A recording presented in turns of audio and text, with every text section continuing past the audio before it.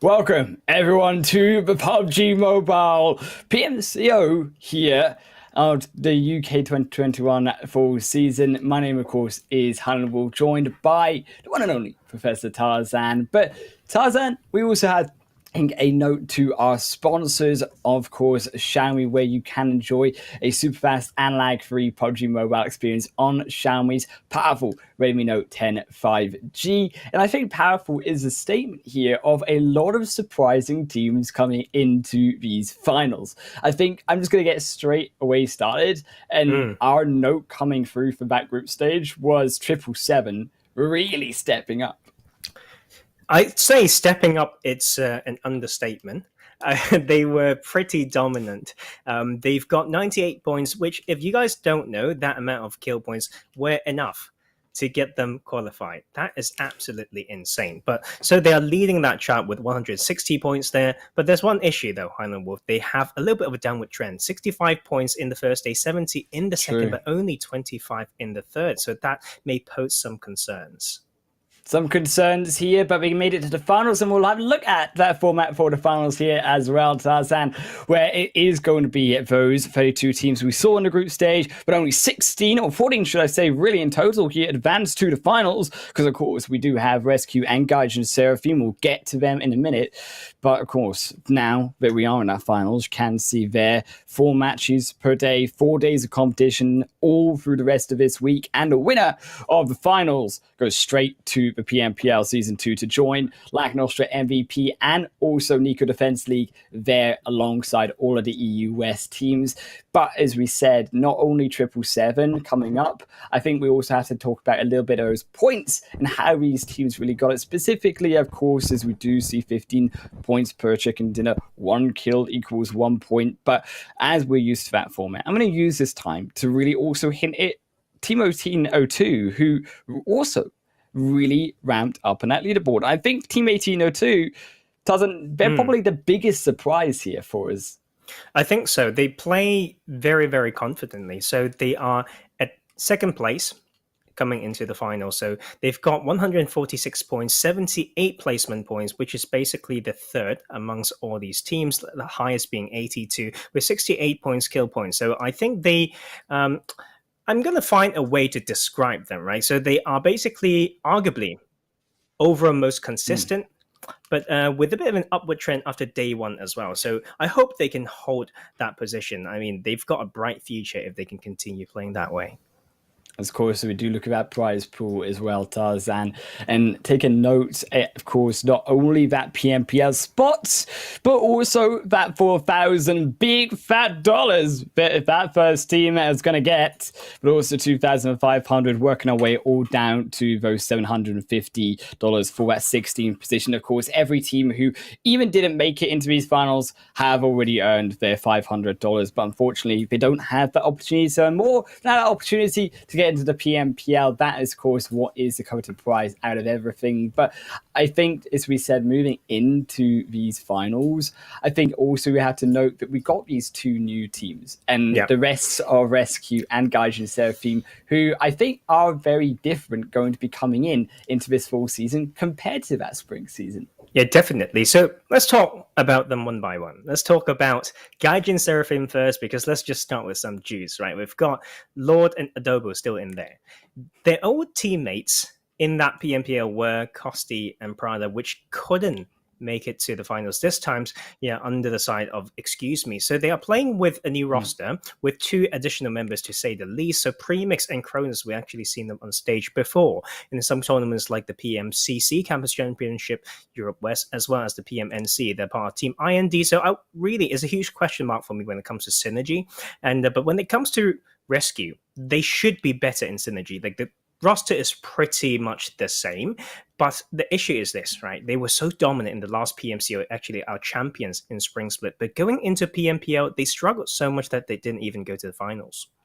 not to the finals, but we do check out also that schedule. And I think, of course, when you look to those, I think the likes of RESQ, probably Erangel, we know to their massive first day games there in the spring split, but of course also Sanhok and Miramar are also here, just as standard throughout this entire PMCO UK full split, Tarzan. I think, though, to be fair, as you mentioned, Gaijin not having Prodicosti, of course, it did get eliminated in for Excuse Me, and I'm very surprised. I'm going to leave it on a little bit of a linger here because I think that considering Excuse Me not making that, and we'll talk about that a little bit more, but we're going to head to a quick ad break before that, and we'll hype you all up with the action and the drama in a mobile.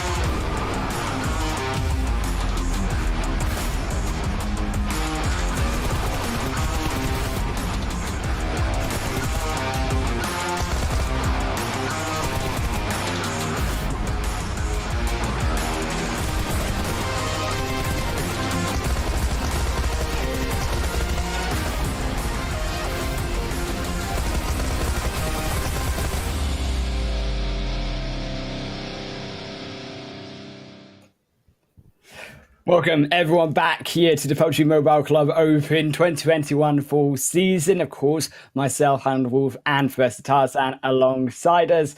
And as we do already head over to a little bit more of the stats, Tarzan, I'm also interested, as we know from, of course, what we said off the break, was actually the fact that, yes, excuse me, not here, neither Most Wanted, neither also TRG Direction, all of these teams we expected. Instead, of course, we got some more surprises when it comes to the likes of KurdVictory making it. We've got the likes of Born for Victory here, as well as Arena51, who clinched that final spot. Just exactly 89 points, but we had the chicken dinner to see them through.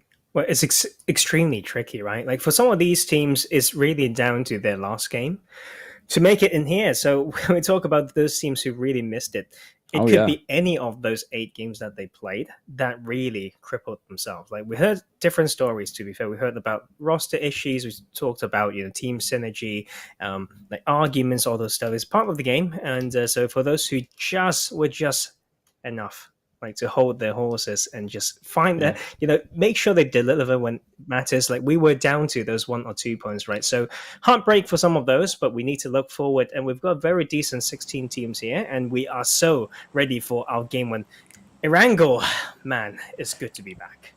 Already Erangel, of course, our sponsor once again. Enjoy a super fast and lag-free PUBG mobile experience on Xiaomi's powerful Redmi Note 10 5G, Tarzan. And also, as we land through this first playing path of the PMCO PUBG Mobile Club Open UK Finals, I am excited to see what these teams can bring. And I think obviously noted as well the fact that, yes, some of these surprising teams, of course, like Arena51, barely making it. I think we know back to that final game, as you said, I believe there was 9 teams we mentioned who could have made it in that last match to these finals. But here we are with our 16, and they've got to prove themselves, I think, especially coming into this first day, that they aren't just scraping it to these finals, that they can make it, and they can be able to be worthy of competing for that title. Exactly. So we talk about, fights and all that stuff that we can obviously see on the screen. There's so much work behind the screen, though, that we like talking about. But first off, let's talk about playing path from Primos to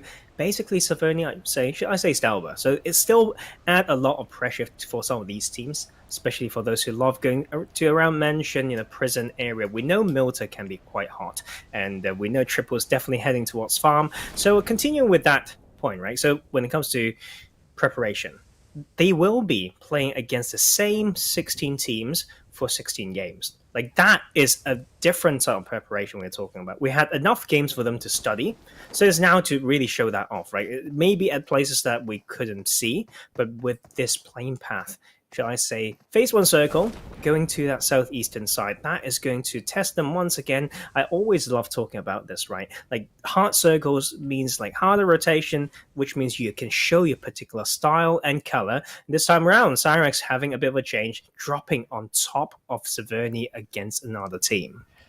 Ah, man, but not any other team, though, against Gaijin, who we've not seen all tournament. Of course, it is a different Gaijin, as you said. Logan and also Premixed are here to join up. I believe Premixed also was part of the substitutes here for Gaijin Seraphim in spring, but never got that chance to play. I think that also Cronus as well coming in here, and Lord being those real long-standard players. However, that's also what I'm looking forward to, because I want to see how the veteranship of this squad comes in with also the new players, and inside if their fighting can be as aggressive, or it can be as crazy as what we saw in the springs, albeit I think at times reckless, and that's something we have seen from Gaijin in the past. Yeah, I think talking about experience is one really interesting things to talk about on paper. The other thing on paper that we can talk about would be, I completely lost my point there. I was going to say something. Help me, someone help me. No one can really help me. Oh no, you've got a case of the forgetting us. No, I got it right there. So it's about playtime. So like the condition of the team, obviously many of these players on Syrax Esports been playing at least 2 to 3 tournaments straight, and we've had the pleasure to cast most of them on the side of Gaijin though. I feel like most of the players have mostly played like 1 to two, like 1 to 2 tournaments is like half of the roster. So with the questions that we asked earlier when it comes to synergy, that will be another thing to add on, right? So 3 things on paper here. We talk about experience, we talk about, synergy, and we talk about recent appearance, because after all, experience on the stage is completely different. Like, we know a lot of good players in the past who cannot withstand that pressure, right? So when you have more showing, it can definitely help your growth.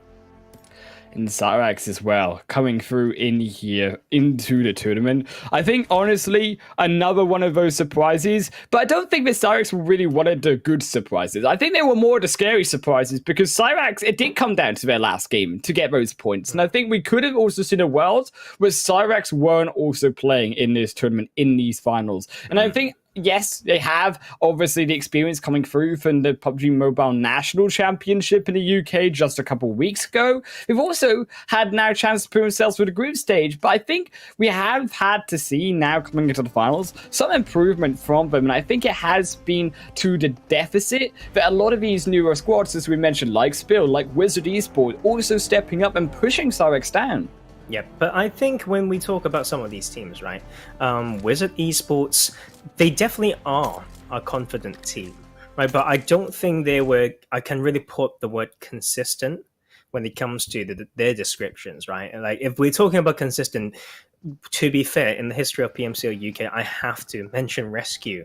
But like, after their shaky performance in PMPL, I don't know how they're doing. Like, I'm just waiting to be shown like how this game needs to be played. Like, and I always have that thing in my head thinking, have we improved as a region after season 1, right? Like, also, should I say spring split? So if RESQ are on par with how they were and they can win, maybe is a sad sign, I'd say, for me, because I really want to see the UK scene grow, and progress. And, we need to find out right now. Like, after all, some of these teams are still in the looting phase. I think compared to some other regions of Pro League, this is considered quite slow. A lot of those pro teams, I would say, in Pro League would rather not touch the blue. Like, if they do, it would be something that can be healed back with maybe an energy drink. So this is going to be a bit of a test, and Syrax better know how to capitalize on this, because they were close to the zone, they were further away from that edge, from that coastal line. They can really set a trap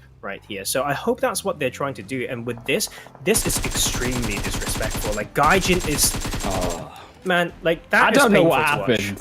No. I mean, we talked about wanting to see improvement, but you see a player like that, Tarzan, it's just a dagger in the heart, quite frankly. But you see 3 members, you know there was a team around you, and you still decide to go in and cheat. I mean, Gaijin, we expected big things coming into the finals, considering they were an invited team here.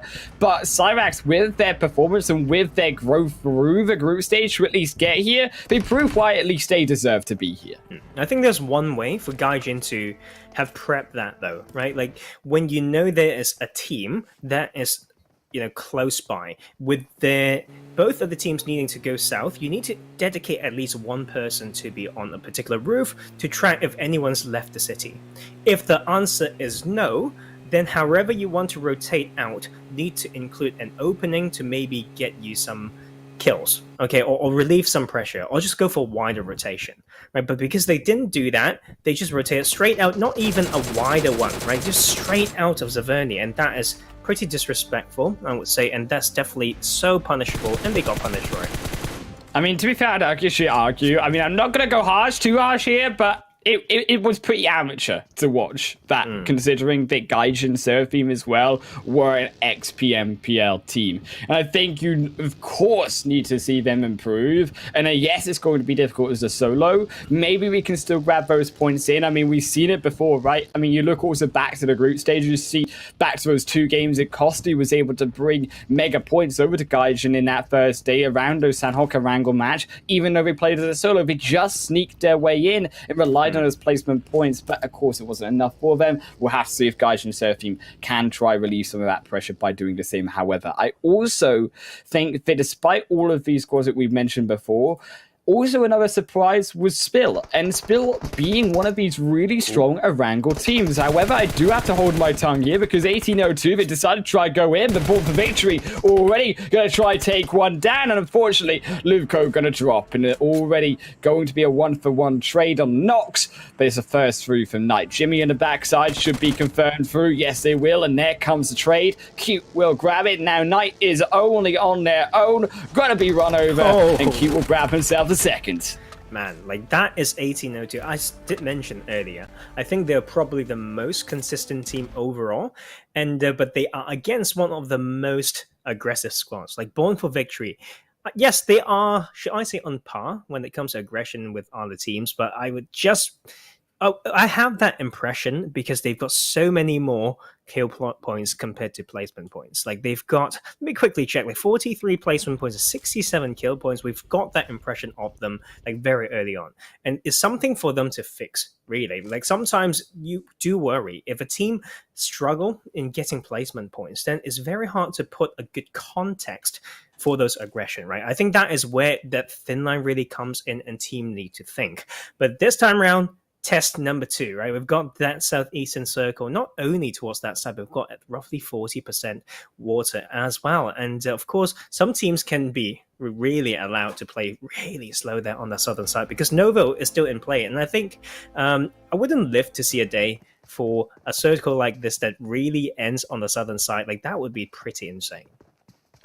Thunderstrike Cure as well. Another one of those shockers, Tarzan. I think they're barely almost getting knocked out, but they were able to survive. And I think TSC Legends, another one of those squads who, yes, were the veterans, but now need to be back onto par with where they were on Spring Split. And I think this is something that we know around that change from spring to fall was actually the improvement does not come from those teams that we expected it to come from. Yep. And as we said, Spill, obviously I want to head back to them about winning half of those Erangel matches that they realistically played as well. But on top of the fact that they're also TSC Legends struggling on Erangel, comparison to the fact that TSC Legends, when we look back at Spring Split, were that Erangel team.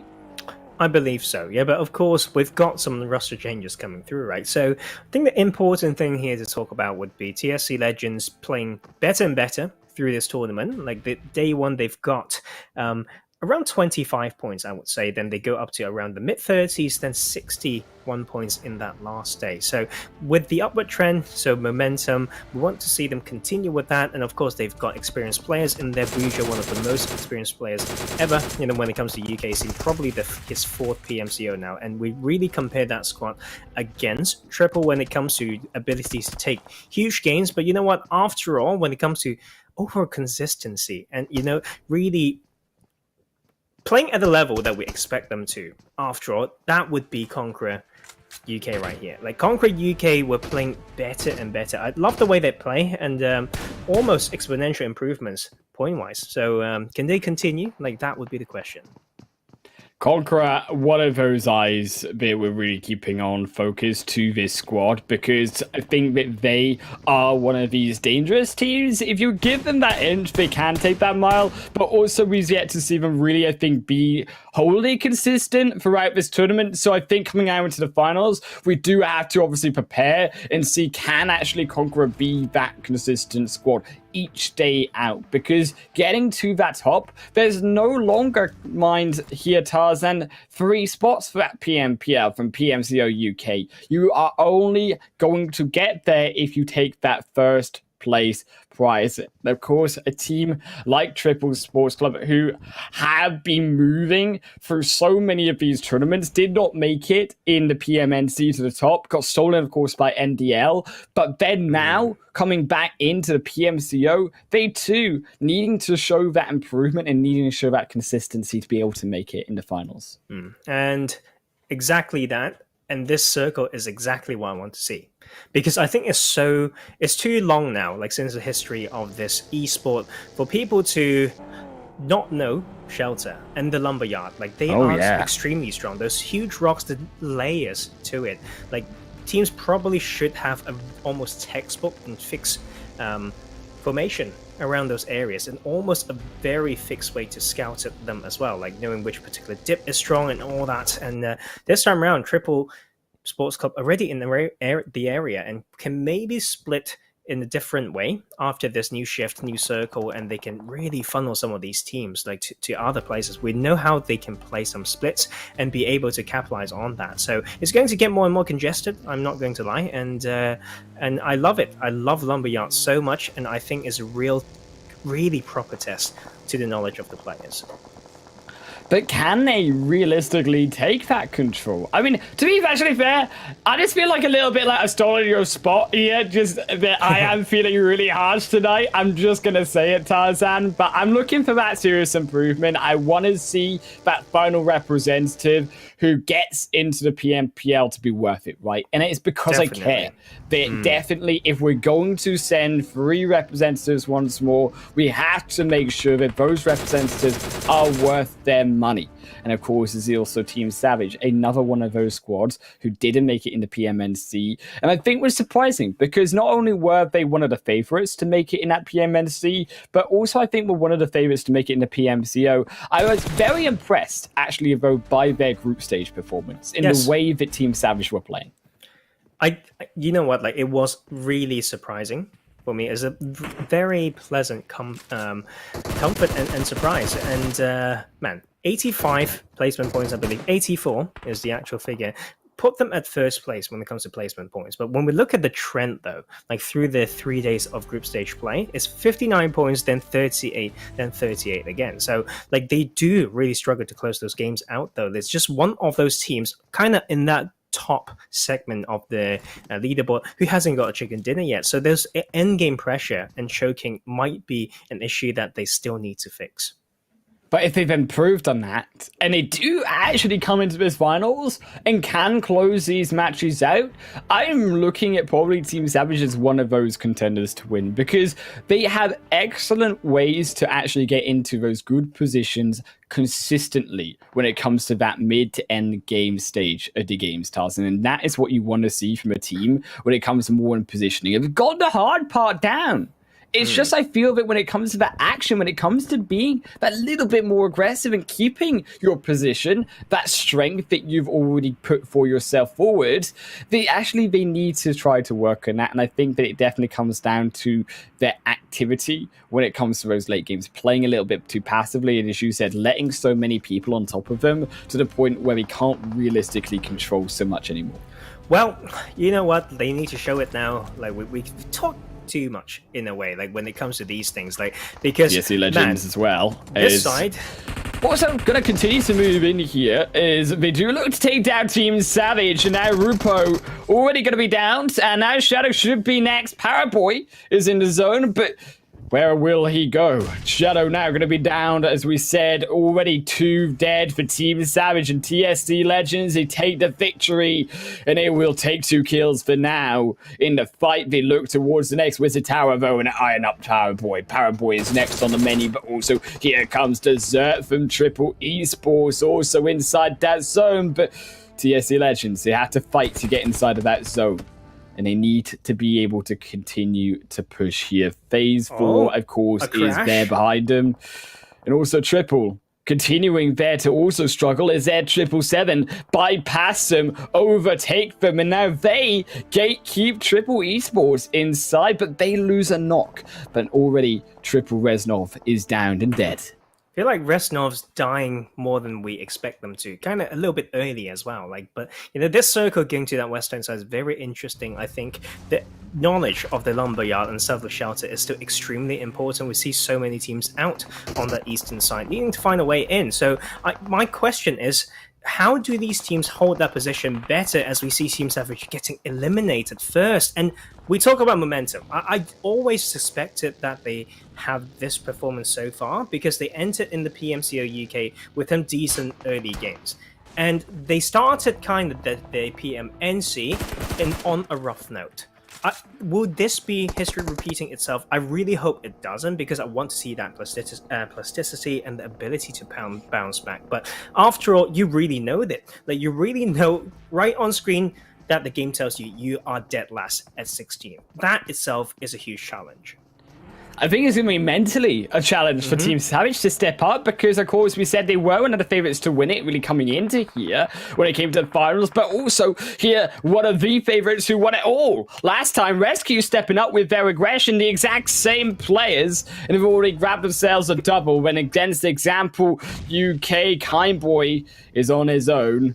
Yes, Rekka is still alive, but Rekka was nowhere near him when it comes to the late game portions of this game. Kindboy will be driven over, and Tick will confirm the next. Tick going to continue to confirm their third of the match. And when you think towards RESQ, we said Erangel was really their style of map, but also the fact that RESQ, they are one of these very aggressive teams, and they are here, I think, the best out of both Gaijin and RESQ to actually be able to match playstyle-wise what we've seen so far in the group stage of PMCO UK, where it has been that reckless aggression. Yeah, I think RESQ, like in my memory, they are the best in playing that really good edge style, then transitioning into a power position in around phases 5 or 4 or 5. Like, and that will be maybe what they're doing now, but they are slowly maybe sweeping onto the side. But this time around, it could be this type of stalemate, like 4-way stalemate that would choke all these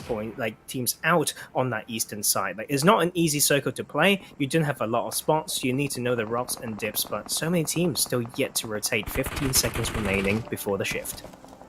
Unfortunately, TSC Legends, they may look like they lose another. Is now they are stuck inside that Wizard Tower. Bujo, Jaja still to come downstairs, but inside the Wizard Tower, they're home. Danoka only takes another, forces him outside. Does look to cook that nade over the top. A little bit of a tap would do it. Goes a little bit wide, and so now the Tony should be able to find a revive in Danoka. I feel like, of course, you could push this, but I gain understanding that there are a lot of players around him. Danoka being wise and being patient. And here comes a crash as well. That's going to the point of contention because it's on that edge. That will be still trying to come in, but the entry won't be quite there, and stuck on the car as well.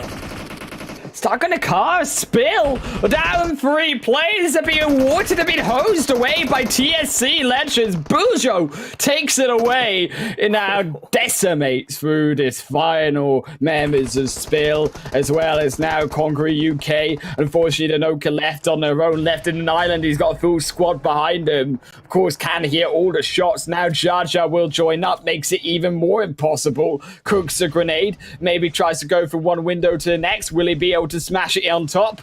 No, he won't. It goes a bit wide. It bounces back into Danoka's face, damages him, and now he's got to heal. And TSC Legends are where there is a player around. And that's a great time for Danoka to get out. Like, to be fair, I was so scared for him, having his back completely exposed. Like, he's playing that 1-3 against this team, and that is going to be his team needing to come through. And we talk about tighten up formations. That is the time to do that. And Arena51 won't be able to make it further. I mean, like, they were so close from getting eliminated. But this time around, Danoka needs to use that card to come in because his team really needs him in this main building. Oh, they need him plenty. Now Ari as well can afford Conqueror. They just can't hold with only 3 players in Triple Esports. They know it. They know exactly what they need to do when they take down 2. That now third confirmed through Naz. Yes, did get knocked, but they make that revive. Snowboy, the only one remaining. And Snowboy, I do believe, is the only one left alive. Danoka did get knocked on that journey downstairs to the rest of his team, and now Septives overlooks the rest of his hillside as TSC Legends, all of that fighting. They maybe have left it a little bit too long. Jaja confirmed by Prince in the kill feed, and Triple Sports Club, they get the zone. Phase 5 shifts back towards them. And I think it's important. The fact that this building is in means whoever's winning this can really stay here, maybe make it to top 5. But if they draw this out even longer, there could be crashes coming in from multiple sides. So that is going to be a lot of weak side to be aware of, and make sure they don't lose HP. Not even a shot on the toenail, like from that long range. But this fight will continue. And Danoka, they did get themselves back alive, but Snowboy, where's his team? He starts to try and find a shot, so he does grab it, triple down. Danoka comes in, clutch, and Snowboy carries it away. Conqueror with the final 2 members take down Triple Sports Club. But of course, you said, whoever controls this compound, whoever controls this building, Tarzan, they are the ones who can easily make it inside, and exactly demonstrated by Danoka once more. Cute gets eliminated, born for victory as well. Gonna fall 4 kills already for Conqueror. We are a duo, 1802, a duo as well, closer inside the zone. They sneak away to further point building. Still, there are teams to make it further inside. RESQ still to make it down the hill across the road. And concerns for them, Tarzan, because that is a completely open path towards those houses. Very, very hard. They need to use this person to scout, or as a bait, basically, to get an opening, to get a way in. Not going to be easy at all, though. RESQ actually used that Overwatch and made so much work done. That was almost not a knock, but Hyper got into proximity and now Tick needs to make sure he takes the 1v2. That will be one. We'll need to do it again. Take the star of RESQ in the spring split. Now stepping up, confirms away Snowboy. A second knock though, because Uncle are here to play, but Tick takes down Snowboy as well. And with that, it's only gonna be the entirety of Uncle's now eliminated. I do believe also there the entirety of Conqueror UK. RESQ do make the revives happen. Danoka is still alive, pardon, so it is still a solo player of Conqueror, but against all 3 players of RESQ, it is going to be difficult. I think with Danoka, they did have an opportunity though. If they'd been a little bit more aggressive, Tarzan, they maybe could have taken those knocks from behind. Tricky one. You know what, I feel like RESQ coming in here not getting punished is because there are multiple teams worrying about losing the position itself, that they don't want to peak. And I think that makes complete sense, right? But for this circle, a lot of them will not need to move quite a lot, but that will be Prince needing to come in. After all, Syrax delivered decently, though. Buja finishes the job. We are down to 4 teams on average, like 2 players per team. But to be fair, it's a trio. For the start of RESQ, already 10 kills on board. TSC Legends, though, stepping up as well, 10 kills. This feels like we're watching Spring Split, Tarzan. We got the 2 teams we thought would do well. Our 2 picks from Spring coming back and stepping up in his first game. Both 10 kills, but RESQ, they have the most members, crucially. But they are outside of zone. So Team 1802, a lot of work to do. Can he defend? Man, just need to really gut multiple angles, and that is really just a textbook thing to do for RESQ, to clear that building first. The synergy is still there. The zone is pretty slow though, so it will be about using that utility. I think the key thing to talk about here is how to use those utilities. You want it to be aggressive smoke, but after all, that balcony is just too strong. Like, it doesn't matter what smoke path you make, is best to have one straight onto the balcony, choke out that sideline instead of using that many smokes. So that could be a little bit of a mistake, in my honest opinion. So many utilities used that can still be useful for that endgame. But as smokes are disappearing, Tarzan, look at them dissipate even more, having to be deployed as you do make that revive. However, Jack does have to be very aware of the fact that TSC Legends, they are still coming down. They are still inside the zone, as they too have that potential to take this game away if they can just continue to have that high ground. And Hyper with the nade on top of Jack. Now it's only going to be a solo of 1802, and then know it. Hyper moving in, the rest of RESQ moving in and trying to make that revive. You got to be quick, go Hyper. Trying to find that nade on top, trying to cook it through the window, then put it down in front of him, but a door blocks it. That is crucial. It's Jack now back into the fight. Bunzet is well alive. Steps downstairs. Only going to be Jack getting knocked again. Hyper looking to finish what he started. Going into the garage. Finds him. Goes for the knock. Gets it. At 1802 down. 13 kills for RESQ. All 3 players alive in TSC Legends. Now it's their turn, but they get the zone. RESQ, they're not done just quite yet. That's the RESQ that we all miss. They are playing so well. That is the really crisp style. Like, when they needed to deliver, they did. But you know what? Bujo said, what's not finished last season, we are going to continue right here. They were angry for having that spot taken away last season. And these teams are definitely going to be down for this crazy rematch. 2v3 right now with the relative high ground going on the side of TSC. RESQ, though, know really how to use some of these players to bait and get an opening. But that smoke is not going to help a lot when it comes to the higher up that ridge. Fourth and Spring, Tarzan. They want it. You can feel it already. Of course, 10 kills for them. Yes, they had the zone, but we need to defend. Can RESQ really do it? Because they've already used so much utility to take down 1802. Blood now knocks. The grenade finds it. Hyper as well tries to fire back, but it's so hard to come up top of the hill when Vitoni has such a beautiful angle on top. Because see, everyone, Blood gets confirmed. Vitoni has the prime position. It's zone gifted away to the Eagles. In RESQ, I don't feel that there's anything they can really do. I mean, now those smokes up on the front line do fall down. It did find Bucho, however, but Hyper's now dead. Vitoni grabs themselves a second, takes down Tick. Vitoni with the OP power position steals the show. And TSC Legends also getting themselves up 8 kills though for Vitoni. Massive game for him. Massive game for both teams. And you know what? Yeah. I think that is what we expect from RESQ. Then you can see we can still pick something out of that when we talk about using of those utilities and how to really get in. If there's really one term there, it is aggressive smokes. That's it. Some of these positions were too OP, and they were not able to break it through first time if it weren't for Hyper's really good nade onto Jack on that rooftop. And but after that, man, it's just so hard. Like sometimes these smokes is an art form, right? Using it in the way that you can sometimes even just see through it just enough if you've got an Overwatch, you know, that's just one OP position. If someone can threaten Nate in there, that would be the opening that they needed. But after all, what a great day, a great way, should I say, to start today. Great way to have a look at these match standings as well, Tarzan, as we see exactly how many points they got. Of course, 28, 26 points for them. TSC, of course, ahead, considering they did grab those 15 placement points and that chicken dinner. But also, as we potentially expected here, Team 1802 up in third position, 16 points for them. And I do believe a little bit of a rise here for Syrax and Conqueror, also fourth and fifth.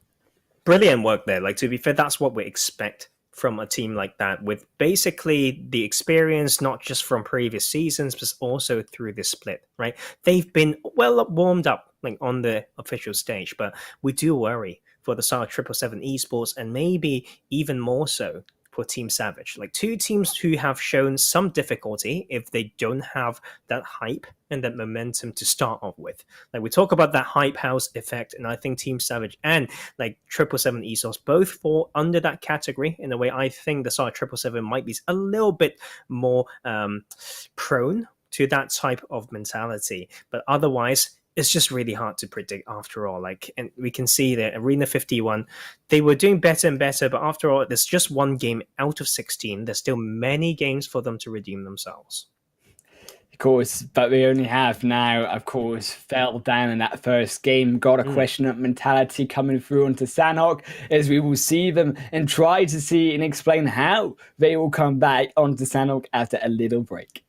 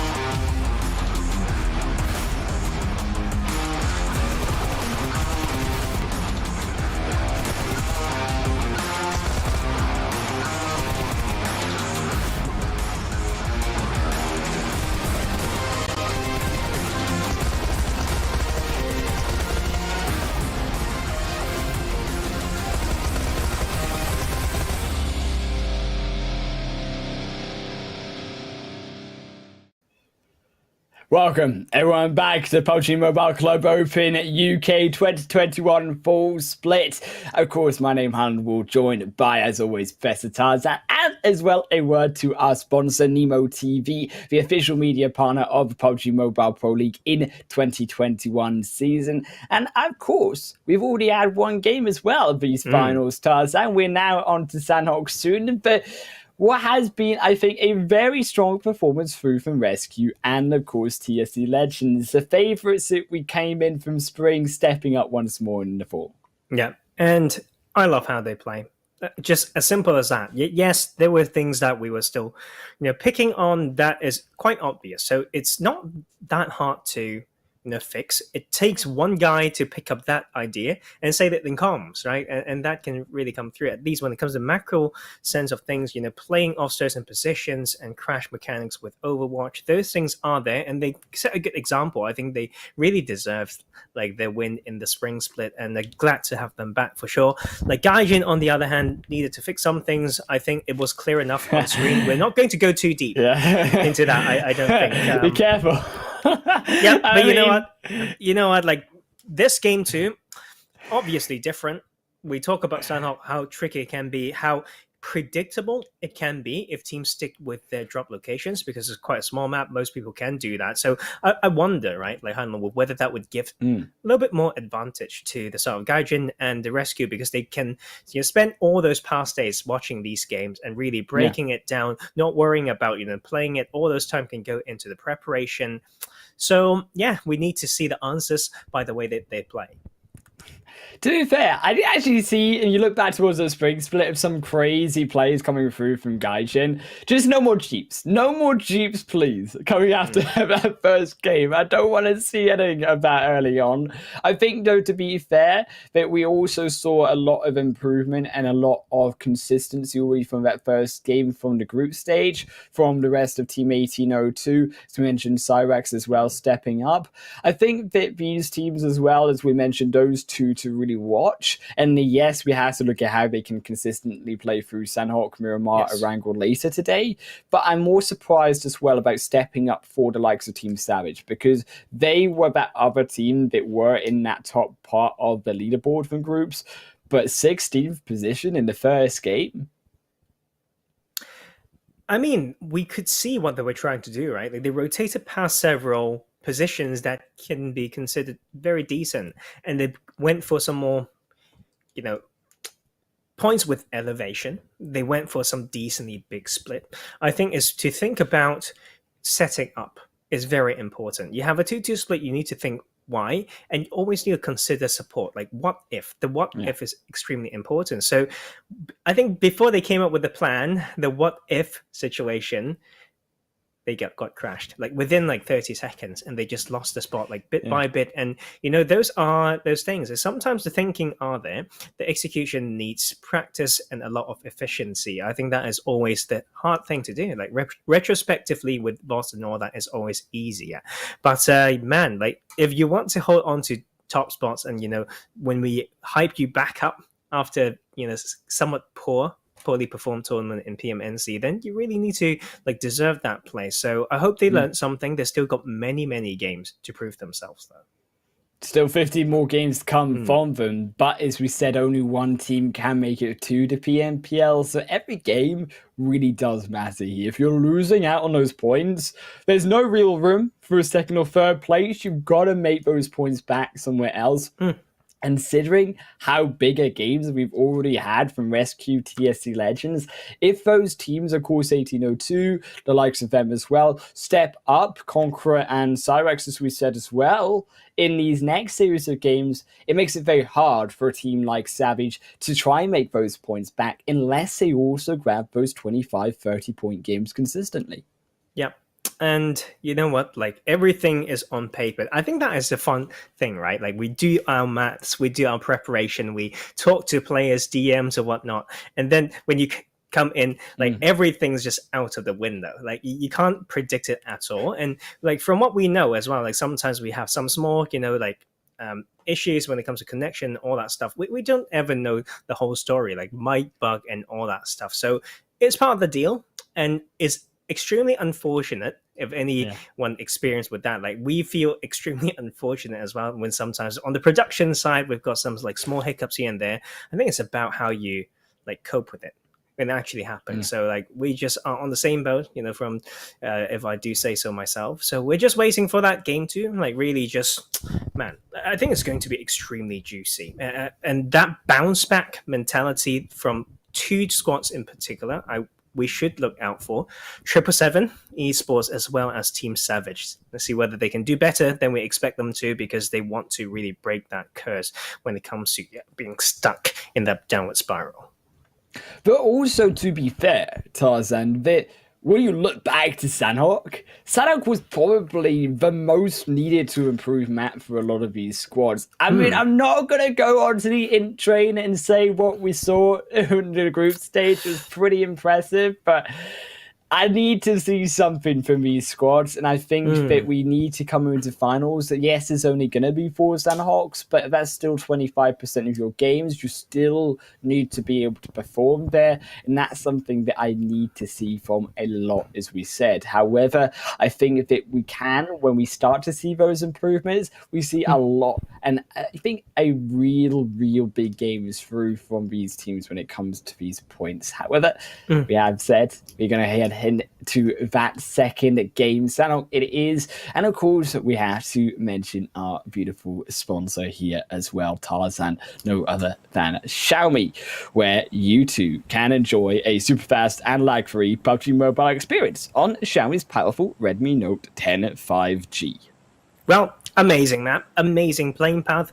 That means it's an amazing test of how they've done their research. Obviously, it looks like that we don't see the path completely, but it's kind of down the middle, like horizontally. Nope, that is vertically. I need to go back to school and learn, but all the way down from the middle, top to bottom. So let's see that drop distribution, because I think we mentioned it before as well, right? Especially when it comes to Erangel, you play like 8 games of Erangel out of 16 against the same 15 other teams. You better have a good way to play. You better have done your homework. And this time around, like, without some of these teams in here, we can see that eastern half actually are incredibly empty. So I don't know, like, I feel like some of the adaptations haven't completely come through yet, but one thing that is already extremely juicy other than a Northwest Circle is Hartin having triple esports as well as triple sports club in there, and is a rematch. To be fair though, 777, they've do ones who came out on top last time, albeit it wasn't clean though. The fact that Triple almost taking that game from them. Also, unfortunately, TSC Legends taking it up against Example UK. And Example, they're a little bit hungry. He already one knock, 1 kill for them. However, they should lose Naka if there's not going to be a defense. Naka, you best be careful. Euphoria is searching. The Tony also fairly low. Euphoria trying to find a shot. Barely doesn't find a knock in a match up like that in a 1v1 where Reku now gets to heal. I think is one of those crucial points in the fight, because Bujo coming around the backside really needed that knocked player, and now they can't really find that 1v1. It turns into 1v2, potentially a 1v3 with Naka coming back. Kindboy though, like Kindboy's going for a flank as well, so it will be about the battle of the off angles. Maybe it's like Bujo on one side and the other one on the backside of TSC. Really patient, though, is exactly how we expect them to, and I think it's down to TSC to deliver, because they pulled away from boot camp. They better make this count. And Bujo gets that knock. That was crucial, and Bujo's taking up first means that now he can start to push forward. And those other two members also don't have to worry about Kindboy, because they're now Kindboy on the wrong side of the fight once more, as TSC Legends do take that confirmed knock. Naka records so low, Kindboy has had a little bit of time to walk around, and they're fine. But Tony will confirm but Tony down. Is again a 1-for-1 trade. TSC though, they're only 1 kill up. They need to try find those confirms through. Naka is still alive. Man, this is really close. I think is another type of rematch that we can see, but you can see both teams having some really good thoughts, right? Some really decent game sense in thinking about off angle and flanks and like baiting of shots. But after all, that will be Example UK with the early aggression and with the advantage as well. And it's no wonder, to be fair, like they've had this tendency like for a very long time now to be one of the strongest teams when it comes to confidence in early gameplay as well. But Bujo with his experience and now the really crazy almost 180 degree split and pinch, that could really work out for TSC Legends. Already Bujo, they find another Reco now going to be knocked Naka so low, but the bullets, they're not sneaking down on Naka, and now Naka looks to try turn it, but of course it is going to be a pincer through from Euphoria. However, Bujo now goes with the medkit, they're back up healthy. Naka, not so much. There is no healing. He has to pull off that Miracle 1v2, but it's not there. Naka now gets knocked. Bujo will confirm it. There is also Euphoria. And I do believe that final example UK, man, they're going to be running for those hills because they do not want to fall out again early on. It's tricky, right? Like TSC, I don't know where Kindboy has been. It's crazy how he has not been part of the fight at all, right? And but on the other hand, though, like TSC Legends were playing like there's no off angle that could be a threat to them. So it's a very weird one to talk about. But this time around, 1802 will be tested against the side of Arena51. Arena51 can't go even lower down right now, but they bounced back okay after day one. But to go against a very decent squad early game in game 2 after a 0-point game, this is where they limit test. It's just already Arena51 down 3 players, so Demon is the only one remaining. And there goes the entirety of them. Just disaster again from Arena51. I think that, yes, of course, it was going to always be a struggle being that last place team coming into the finals, but also looks like a little bit of a struggle here for 777 and Triple. Is that 777 getting deleted? There goes another though, back in from Septives. Now going to pull down Boss as well. Going to find that confirm. Maz does look for the grenade. Also Boss looking for something similar though. Who's going to cook it up first? Great on into Boss, but it goes wide. And unfortunately, Boss will not get blown up. A missed opportunity now. Triple, they had to go in by hand. Finish the dirty work that they started. Boss behind the door is getting pins at all 3 locations once again. Triangulation, deletion from now Naz as it will take Trest or 777 down to a solo. And Triple will win out the fight this time around. Man, like, and they expect this one as well, right? Like last time, I feel like Triple Esports just didn't get 777 Esports didn't get punished like last time around, but this time is going to be Triple Sports Club with the upper hand. But that is going to be, a little bit of a slip coming through as well. Londe can't one off guard, but will have nowhere to really want to get inside, but we've got basically no health. Londa almost looked like they could pull off something beautiful, but Albi don't go down. Septons were to cover 777 Esports. Unfortunate for them because they only picked up, of course, 4 points in that previous game, Tarzan. So being down only 1 point this game as well, you really wonder. Now also coming from the top, Triple, they looked so good in group stage, not so much anymore in these first 2 games. A little bit of first game blues. It's 1802, not quite finished yet. They also have that third party, Uncle's entering in. I would love to also look at that bluesum because of course we are heading into that phase 2, and depending on where it has gone, Tarzan, depends on how pinched these players will have to be. Yep, and of course, like we've got a little bit of water in play, might still be what it seems like. So some good scouting is still part of the game on this map, very, very important. And then that fight is tricky. I say tricky in the sense that 777 Esports were so strong in group stage, and now they gone back to not only did they have like a mediocre game, they fell early in this in a rematch against another team, right? And so I really want to see whether they will come back to fight them again in tomorrow's Sanhok game. We only got 4. We've got 1 per day in these 4 days of finals. To not take the fight would make you feel like it's an ego thing, right? It's like you feel like you're running away from stuff. It doesn't feel good. But to come back and not be able to do it once more might be a huge emotional stress. But this time round, BVOV was ready. They want to open with that one, but will be traded instead.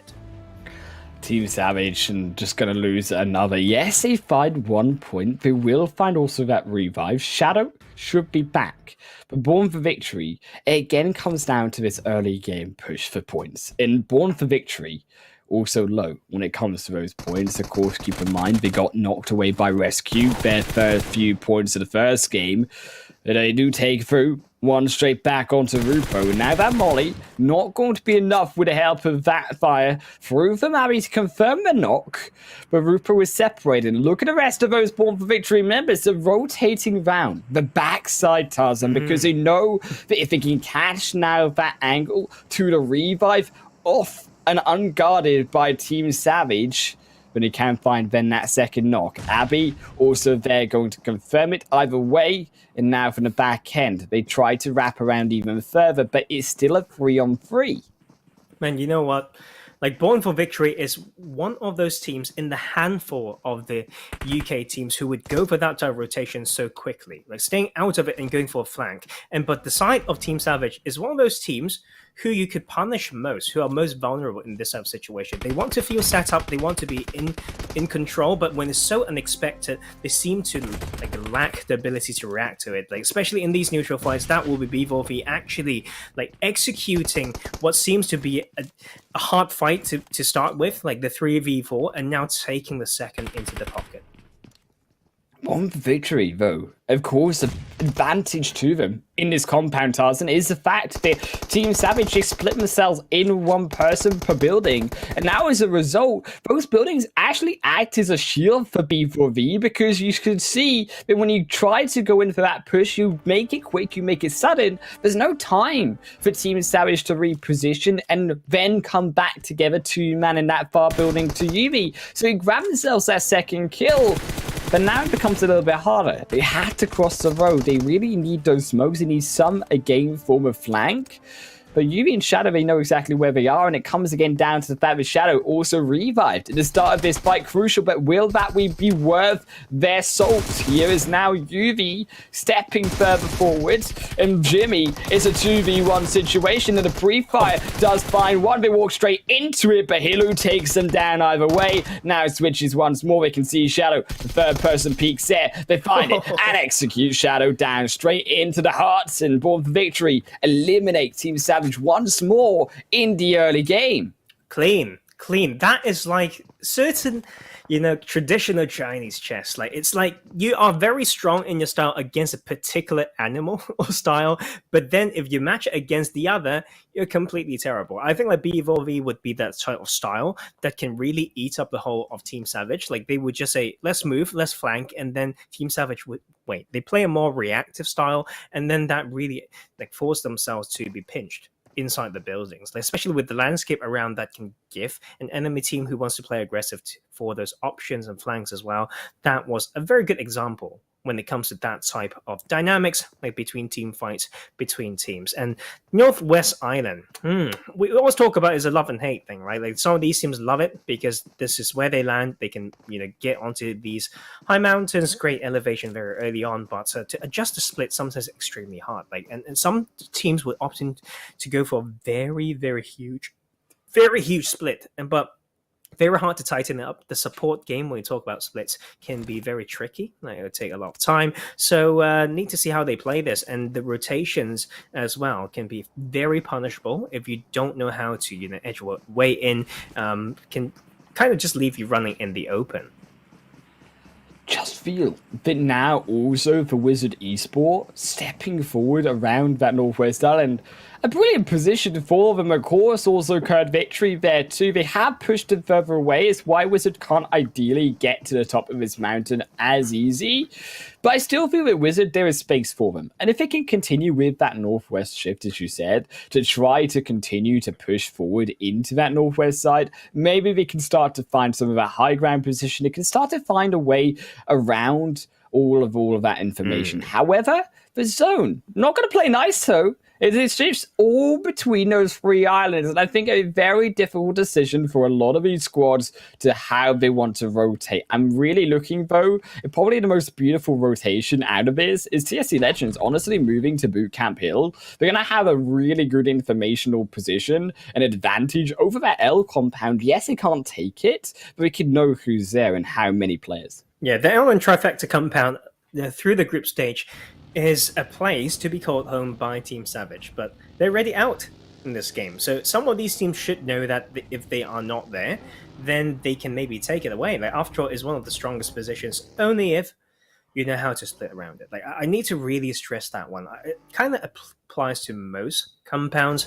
but in that particular compound, it's crazy. Like, there's very small sight lines that, like, if you know it, you know it, and if you haven't found it, you can't use it to the maximum capacity, right? And this time around, like, rotating through that northern side, 1802 getting caught and slipping just that little bit, not respecting of this compound enough and its sight lines, but the rest of the team seems to be able to go slightly further, but may just come into the area of control by some other teams, and it's a little bit bold, right, to say the least, for this rotation. Just like drive and see what's in front of you, and then just good luck.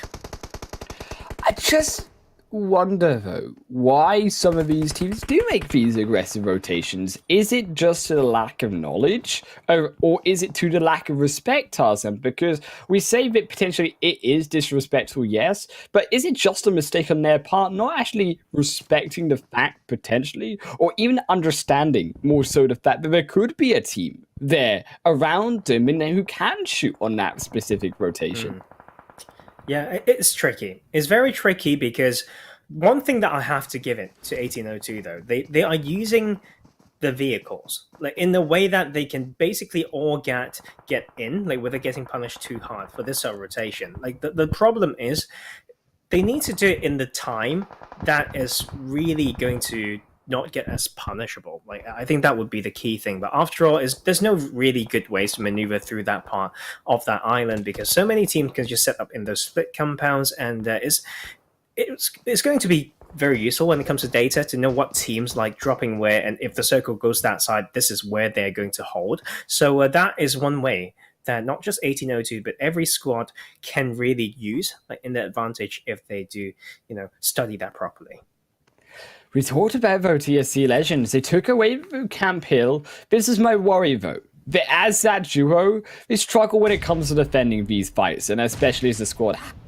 I do want to kind of give them the benefit of the doubt, though, but TSC Legends, they obviously did take a massive game in the first match. We know that they can have these big performances, and I actually really like the fact that they are trying to position away from this fight. They don't want to take it. Of course, as Zoe does also move to the northern side, so they again need to move regardless, and making that quick play is something I like from TSC. They're not trying to be one-dimensional, but adapting to how the game is evolving. Yeah, and wow, what a tough. That is such a tough circle, this one. Not only do you have to predict which way it might go, you need to think about whether you can split in a way that gives you, going for that sort of game plan, which is more survival based, you lose out on a lot of opportunity to farm on the edge, right? But it's just extremely hard. I feel like even if you have vehicles, you can still find it very hard to translate maybe from an edge clearing and killing like style into the next position, because it's just, there's not a lot of land in here. You may be forced into the water, and we've seen those like strategies here, but submarine, strategy in Sanhok, we don't see that quite a lot, but it's still possible, and I think it's extremely useful for this particular ending. Oh, for sure. It's a strategy that is clearly viable, considering that it is going to be difficult at this point. In Phase 4, heading into Phase 5, 4 teams to make those crosses around the rivers. And I think that particularly if you are around that boot camp side, like people have decided to gamble for, it does run that risk of they will have to be that submarine fishing later on, because they will struggle inevitably to get into what is already going to be a crowded opposite end of the river. TSC though they have taken that L compound eventually. We mentioned there is a difficulty with it, though, because they could get knocked, they could lose a fight. However, they've already found one position already against Gaijin. One knock for now. Euphoria steps up, takes down the second. Can they get the third? Will Gaijin defend? Kronos steps forward, but looks only to get knocked again. Euphoria for a third. Will confirm away the 2 kills and just get outplayed in a 1v2 situation. The zone against him. Syrax around Lord. Example will fall before them, but I don't think Gaijin are going to be much longer here in this second game. It's hard. Like, I feel like you just need to use a lot of brute force if you want to enter certain parts. Have a good formation, but they want to play something a bit more split, and that is a little bit out of sync, I would say, between the teams. So they need to come back stronger. I think so far that is probably 0 points. I think it could be like if they're out at 13th, but I might be tripping there a little bit. But they got a solo. They got a solo to life. There we go. Like, at least they've got one in that case. But the shift going to that Northwest Island, man, tough, very, very tough. And I think some of these teams need to almost, if they are a full squad, send the majority over to live and really leave one to punish these teams and play spoiler. Conqueror, though, as well. Already losing to Syrax in the blue zone. However, we do need to get out of this quickly. Cypher already going down so low. Ahsoka's going all the way in. Ahsoka, what are you doing? But it does get the kill. Does get one regardless, but does trade his life. Prince going for that trade, but I think in this situation, when you go for those trades, it's very risky considering you've already lost 2 players behind that fight, and then you're relying on trying to find those massive trades overall. And now, of course, TSC Legends will fall just a little bit too hard, of course, to take cover as that blue zone also heading through their faces. But there, you have to also worry about Syrax. Syrax, they need to cross that river. And again, look who's on the other side. RESQ. They're here for those kills, but they're also navigating a very tricky path in between them and also 1802. And they're also for RESQ as well. And going to be their 11th position in this second game. Time for some new teams on the top of that leaderboard. Right now is Spill also. They have crossed over. We're going to have to cross over once more. They're inside the blue. They're looking maybe to snatch away Danoka as they pop their little fishy head up, but they don't quite spot it, and instead Danoka will come back down again. 1802 Loveco as well, going to drop on the edge of the blue as that blue zone went back over to B4V and Tarzan. B4V, who have not moved since that initial fight. Maybe they now have the opportunity to take this game. Oh yeah, like, I mean, MVP Papa Blue, right? Like, that's really this type of game. Like, and it was so tricky for some of these teams. Like, if they know it's so hard to cross anyway, should they have been more cautious and conscious of what's going on this side of the map and make sure they at least take a few kills with them. It seemed like Spill at least done one thing right. Left one to heal as long as possible, the rest to just run and maybe try to spray 1 or 2 down. Lakrita would be the one playing that heal duty. Seems like it will not be enough though. Like, just really misclick there, and that will be him probably going down. Like, unless he's just got that luck in that final bit list yet. But that will be it. And man, Northwest Island OP. Like, when they are in here, they can really make it work. And the uncles have almost been forgotten. How could we? And they've made it to top 5. The Uncles are inside the top 5. They almost made it there, I believe, in that first game as well. They didn't do terribly. 1802, though, as well. They will drop. And as we said, it is Rise for more teams to equalize on this leaderboard. 7 kills already as well for B4V. KurdVictory also inside this top 5 too. And I think this is the opportunity to try steal away those top spots. I mean, 8 kills now already.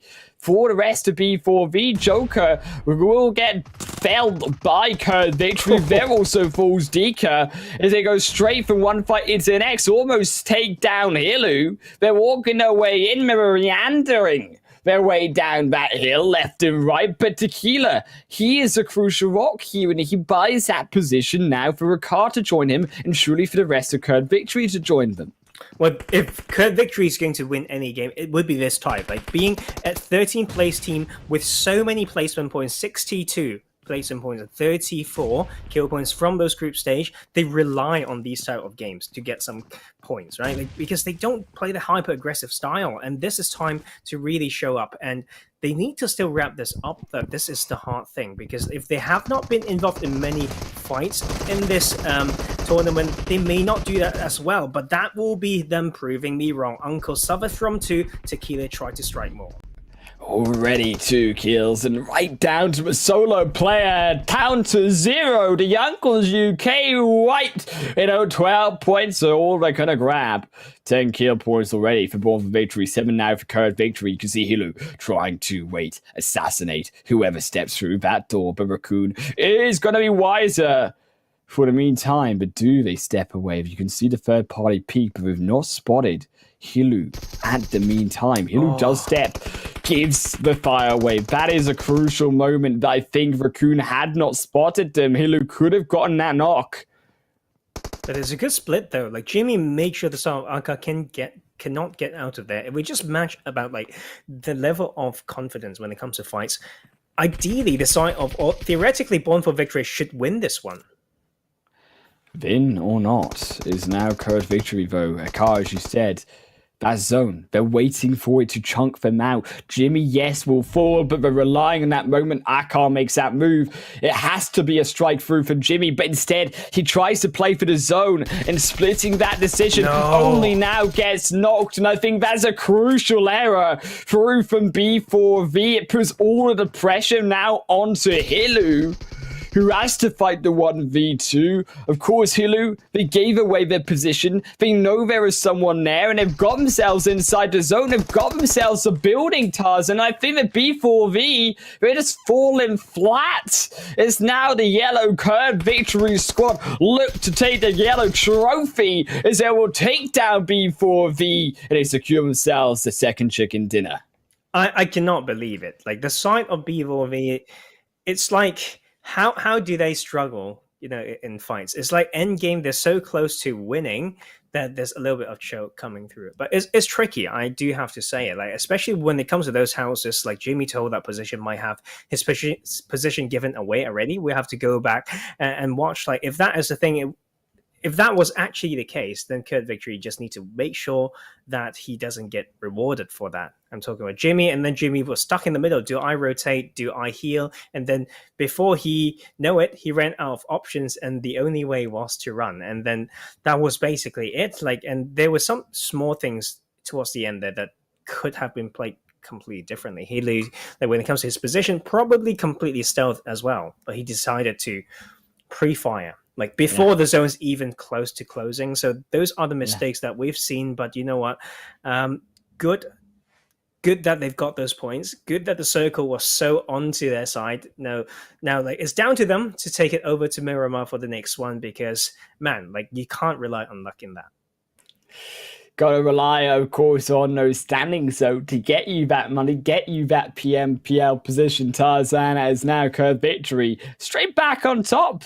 And Born for Victory not doing too shabby themselves. 22 points, Uncles as well, stepping up once more. I think Team 1802, though, probably should be, if not on the top of his leaderboard, however, if not tied, because another big game through from them when it comes to that consistency. Yes, it's not going to be the 20-pointers, but they've been in a decent spot these last 2. Yeah, I think the fact that TSC Legends got some points in that one after 20-pointer, to say the least, might leave them kind of in the top. The side triple, though, do play more confidently, and I think I'm still waiting, like, very excited to see how teams adapt tomorrow when it comes to Sanhok. We've got some hot drops that we don't know whether these teams prefer, but I talk about that ego factor. Like, do you want to go back, or do you want to feel like you're running away? Right, but is it worth it when the map's so open, especially on the eastern side? And we talk about, like, Game 4 as well. We're not there yet, but, those early clashes, especially in Severny in Game 4, some of these teams, if they have already got a game plan for Game 3, then they can preemptively talk about Game 4 a little bit. But Game 3 is going to be interesting as well. Like, Miramar, once again, we've got only one of that every day. Man, I hope they've done the homework, because seems like some of these doesn't seem to be the case. So, man, like, I want to be proved wrong, and maybe they can slide into our DMs and let us know what they've been doing. I hope that these teams can improve, because what we're seeing actually, in the fairness, isn't disastrous and difficult to decide on how they made those mistakes. I think that actually they are clear mistakes, and it's something that can be really improved coming into tomorrow's games. I'm really hoping that we can see that. As you said, we're going to have to see that immediate improvement all the way on to Miramar. Is it just another short break away?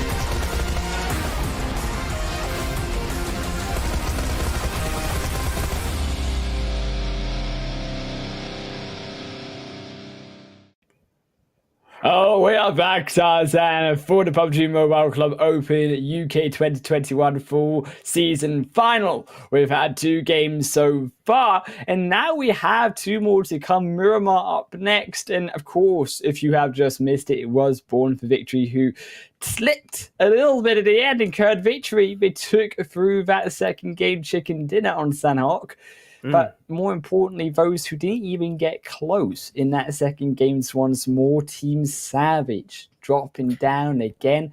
And as you said, for the fact that they have struggled on Miramar as well.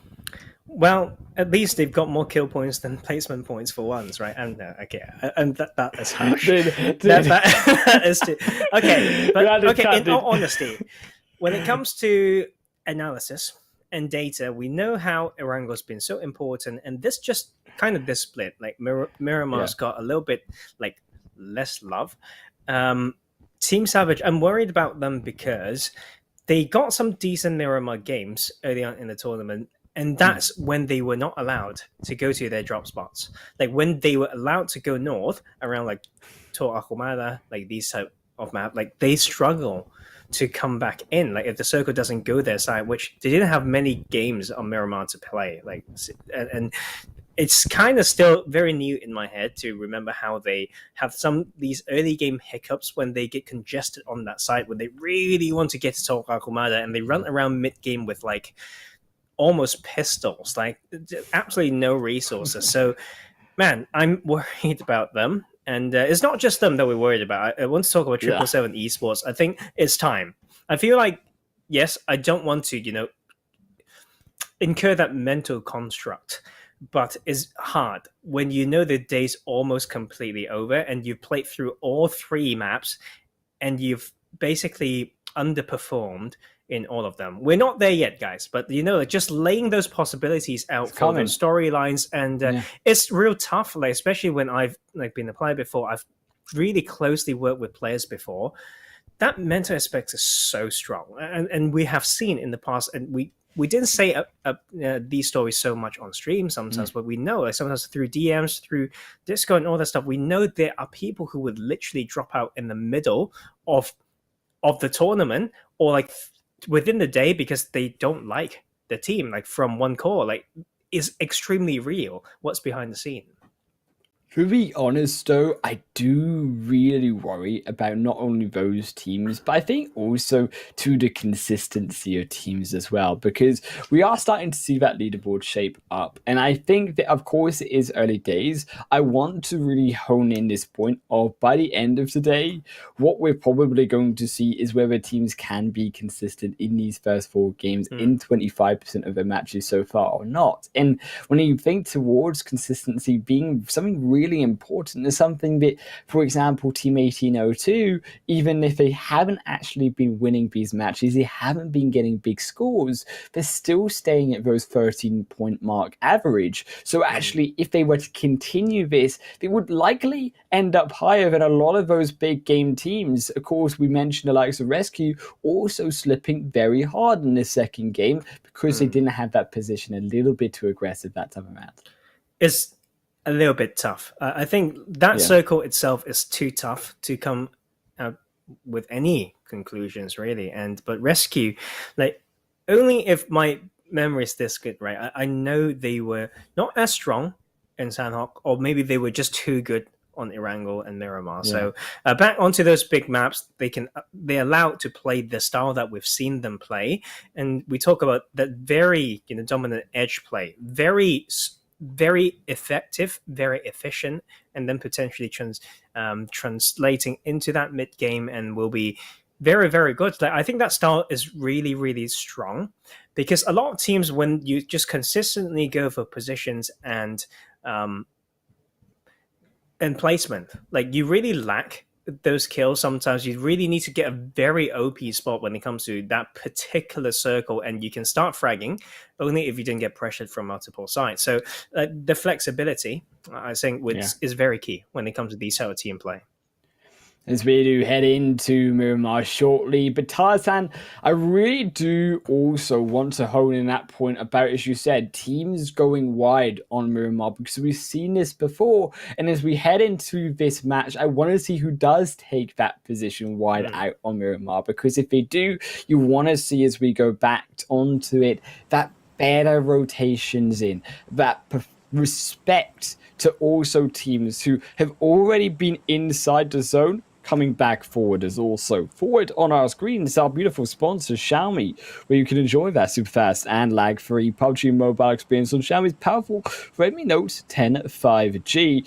Also, what I don't want to see, though, Tarzan, is a Los Leones zone. I mean, we kind of joked about it, but I'm concerned for my welfare, for my well-being, and seeing another Los Leones zone. I'm going to need counseling if we get 4 more. We've got some detox, though, right? Like when we did some work in PMPL Arabia, we didn't get not quite like Los Leones, but this is great. I think it's a playing path that can still test like these teams very well, from Puerto Paraiso all the way to Oasis. I mean, we can see Tor Akumada pretty sure like to have Team Savage there, but teams going towards that western side still can really float in. So pretty nice, if I do say so myself. And if you want to go slightly further out, then you would need to know these main roads and the vehicle spawns around it. So I think it will be a pretty, well spread out and distributed playing path. And of course, that central position that we like talking about, San Martin Hill or Picado or Power Grid Plateau, however you want to call it, will still be where some of these teams will fight for. And we've seen some very interesting series of fights in the past when it comes to different timings in approaching that. But phase 1 will go over to that eastern side with Minas Generalis in the middle, actually. And I quite like that, because there's still a lot of good positions on that eastern side, but we haven't seen them used well, like enough yet.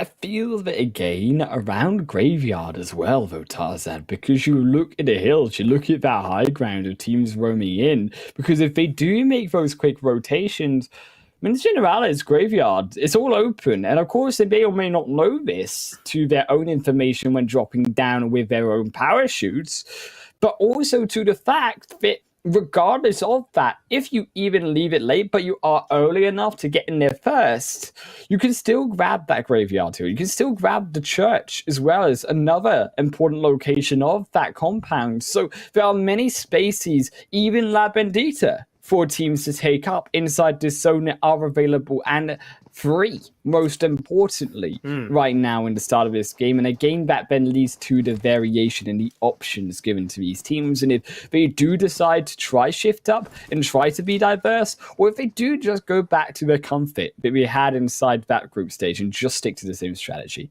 Man, and I love some of these distributions coming through. First off, we've got very aggressive One for Victory in Al Asahar. And the side of Arena 51, if you know this town, guys, you would know you always kind of want to go from the north side and the central part. And when you get pushed to this eastern side, like Arena 51 does, it gets really, really hard. Like someone can really rotate wide on that northern side and can really choke you out on your escape paths. And the loot is always just richer in those middle parts. And when you push down to south, there will be a very huge difference when it comes to resources. So Arena 51 seen BVOV drop here and won some fights here before. So this is really just a bit of a challenge. But we look at these other sides, they are something slightly more respectful. So if you can remember what that minimap looked like earlier. RESQ, just 4 team dropped clumped onto San Martin. And to respect that, TSC Legends drifted wide out towards like Hacienda del Patron and water treatment area. And that is a very close position to the side of Conqueror UK. So that would be some different type of contest, or I should say clash when it comes to that early game. But Ferk's not come through will be by Siren from 777 Esports. I mean, they needed that momentum, right? And that knock was upon KurdVictory as well. So to kill the winners is a very good way to bounce back.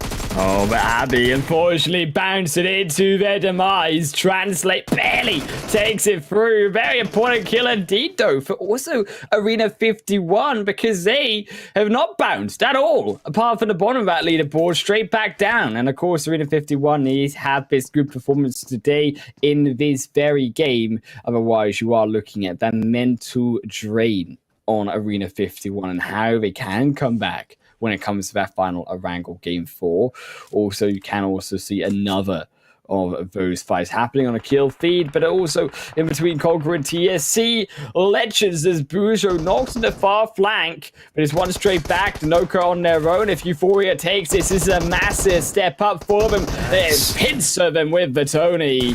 And that's the 2v1 you're looking for. Conquering a little bit of bother now. As we said, Ari inside the front, but they're left to their own. Yes, you've got Hisoka there, but Hisoka is trying to keep him at bay. They do find one. Ari steps up when they need it. Can they grab for the second? In 1v2 themselves, it usually equipped. Drawing on fire. Vitoni goes down to the upshot outplay. Vitoni takes a third, and now it's all down to Hisoka. Hisoka is here trying to stop the position. Where is also that follow-up though? Jaja finally only inside the fight. Tarzan. Hisoka gets dropped down to a third less of his HP. Now also the revive coming in, but Hisoka has to turn, and they do not grab it. There comes the confirm. The Tony strikes it. Hisoka behind the hay bale. Jaja steps out 25 bullets inside. Uzi reloads quick. Goes straight back with the help of a Tony. And two sides at once finds one, but not the other. As now also the Tony. They grab the rest of Conqueror UK. They revive Jaja. And I think again TSC Legends. Tarzan, they are really stepping up in these finals.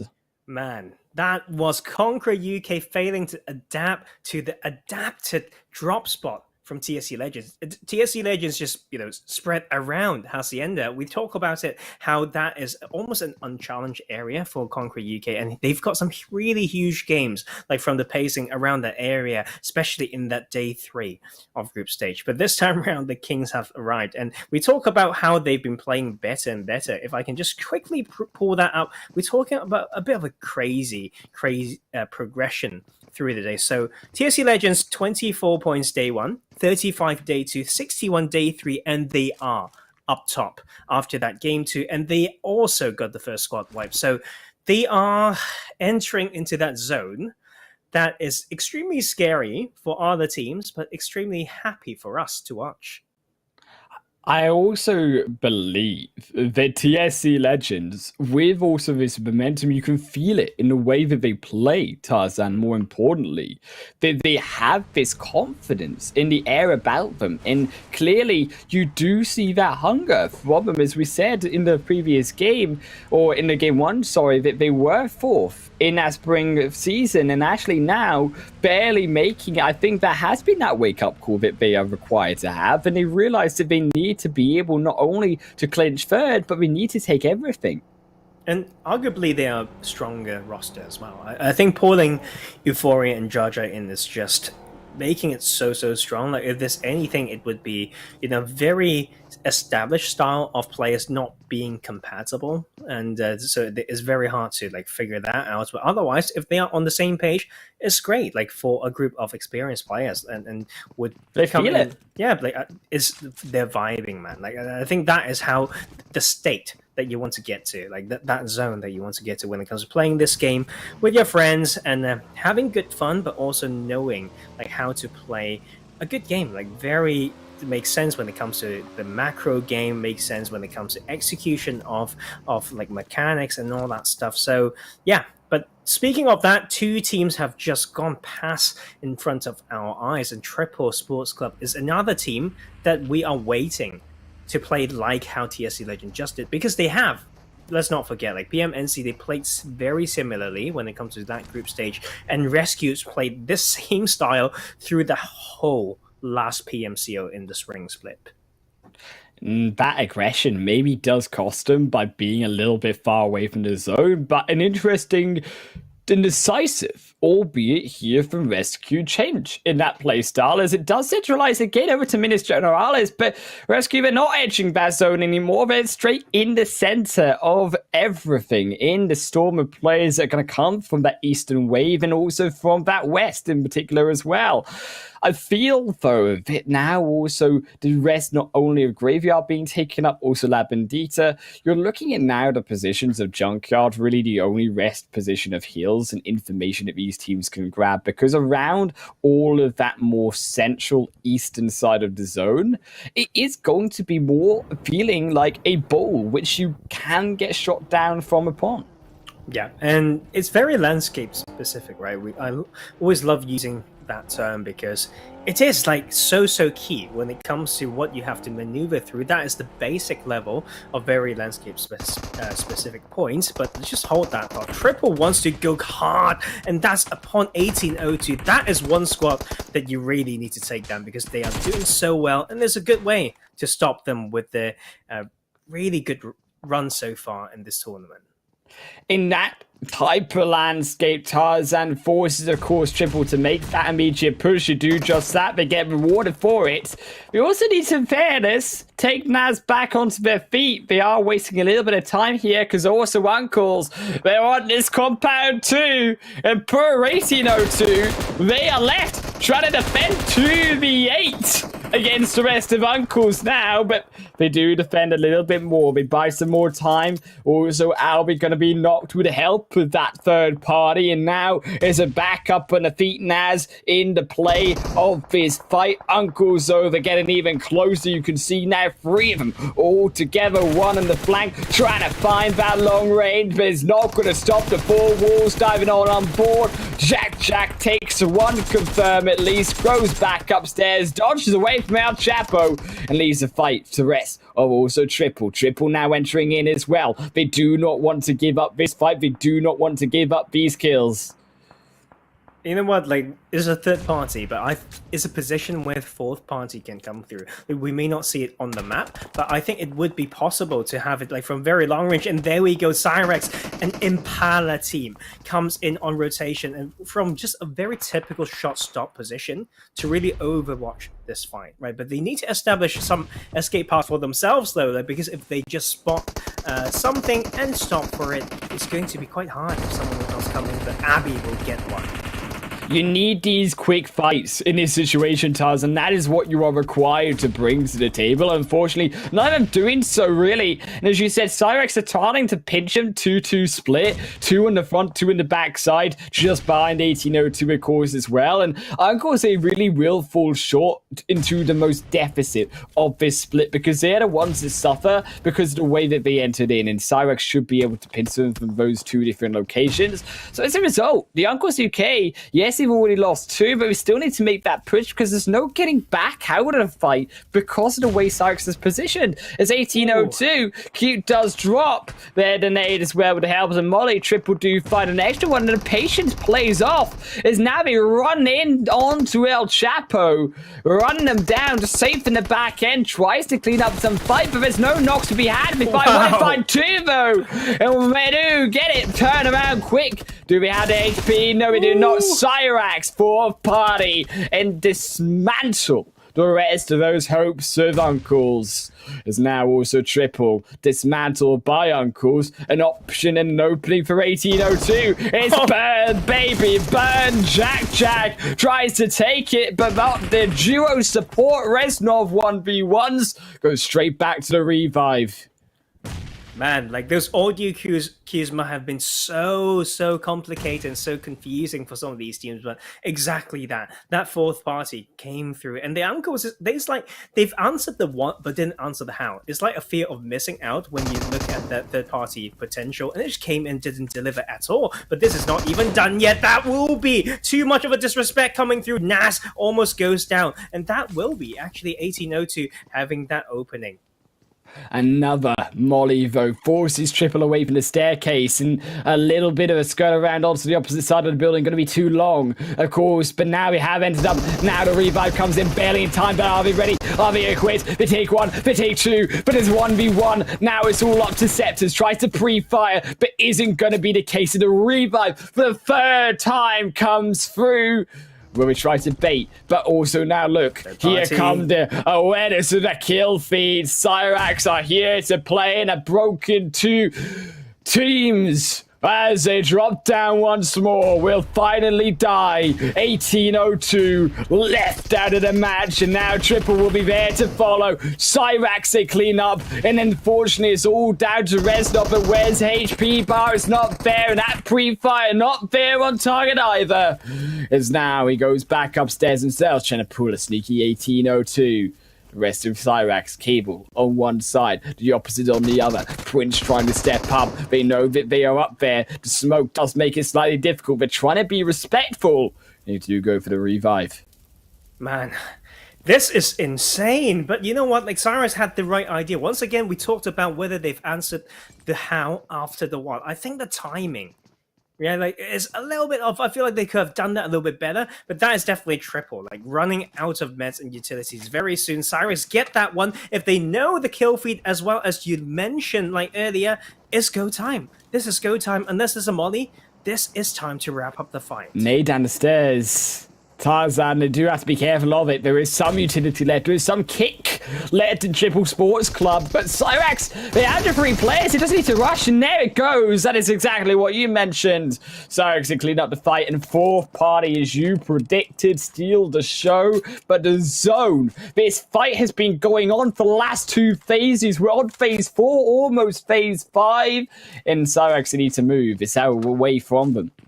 I think that was a very good illustration of how the game can be played and all borderline should be played. And there's a lot of no that came through in that type of scenario, like a lot of half-hearted things. Yeah, like you have the idea, but it's always about the execution, and the scene just needs to find that high efficiency coming through it. But this time around, Minas Generalis is going to be very, very packed, as we have most of those hardcover on that western side. That will be a lot of crash going on. Example team basically came through to the finals only from that last game from group stage. They need to really prove a lot more. They still got some grounds to cover, and that will be them at least with the vehicles to do so. Icy as well does have to be careful coming over with Knack on that ridge line. We're starting to feel a little bit split here in Recco. And Island to himself, his rescue blood, knows exactly where they are. He can smell exactly the members of Example UK, but so can Boar for Victory. They're starting to flank, and this is a concern for Example UK, Tarzan, because they are acquiring themselves a lot of positions of teams around them, not just those in front. Of course, keep in mind KurdVictory. They're on the flank side. You've got 777 moving in. You also have TSC. Yeah, and you know what? Some of these early fights as well. I shouldn't say early fights, but like mid-range fight or like compound shot. But you know what? Like Jimmy really needs to be careful there. But that is actually just good team shooting coming through. I'd say that 777 was just ready and they want to take this back. Like early game, like killing one of KurdVictory, coming in from that south side, being able to edge in. We know what they can do. They've got the biggest game ever in the history of PMCO UK, I believe. Was it 19 kills that they got? Like insane. But they didn't have that momentum so far, and that will be London actually going a little bit too aggressive there, and the team is currently split, so that support needs to come through. We don't even know whether someone can go wide and go behind them, so that is the issue with that game plan. But on a more fundamental point, that we are entering, of course, around Minas Generalis, Tarzan, and crucially, I want to see teams start to play the style of being more together. I think Example, they made this slight mistake where he tried to send Recco in a little bit too aggressively, preemptively, and because he had that late play, is also Example do strike one onto Sauron back, so they will confirm that second, and this is disaster as well for 777 on entering into Minas Generalis, because you need to stay together. As we said, if you start to split, it's not an easy compound. It's not got the buildings to cover as much as others. And I do feel that if teams, they start to stray, it's very much easier to take them down.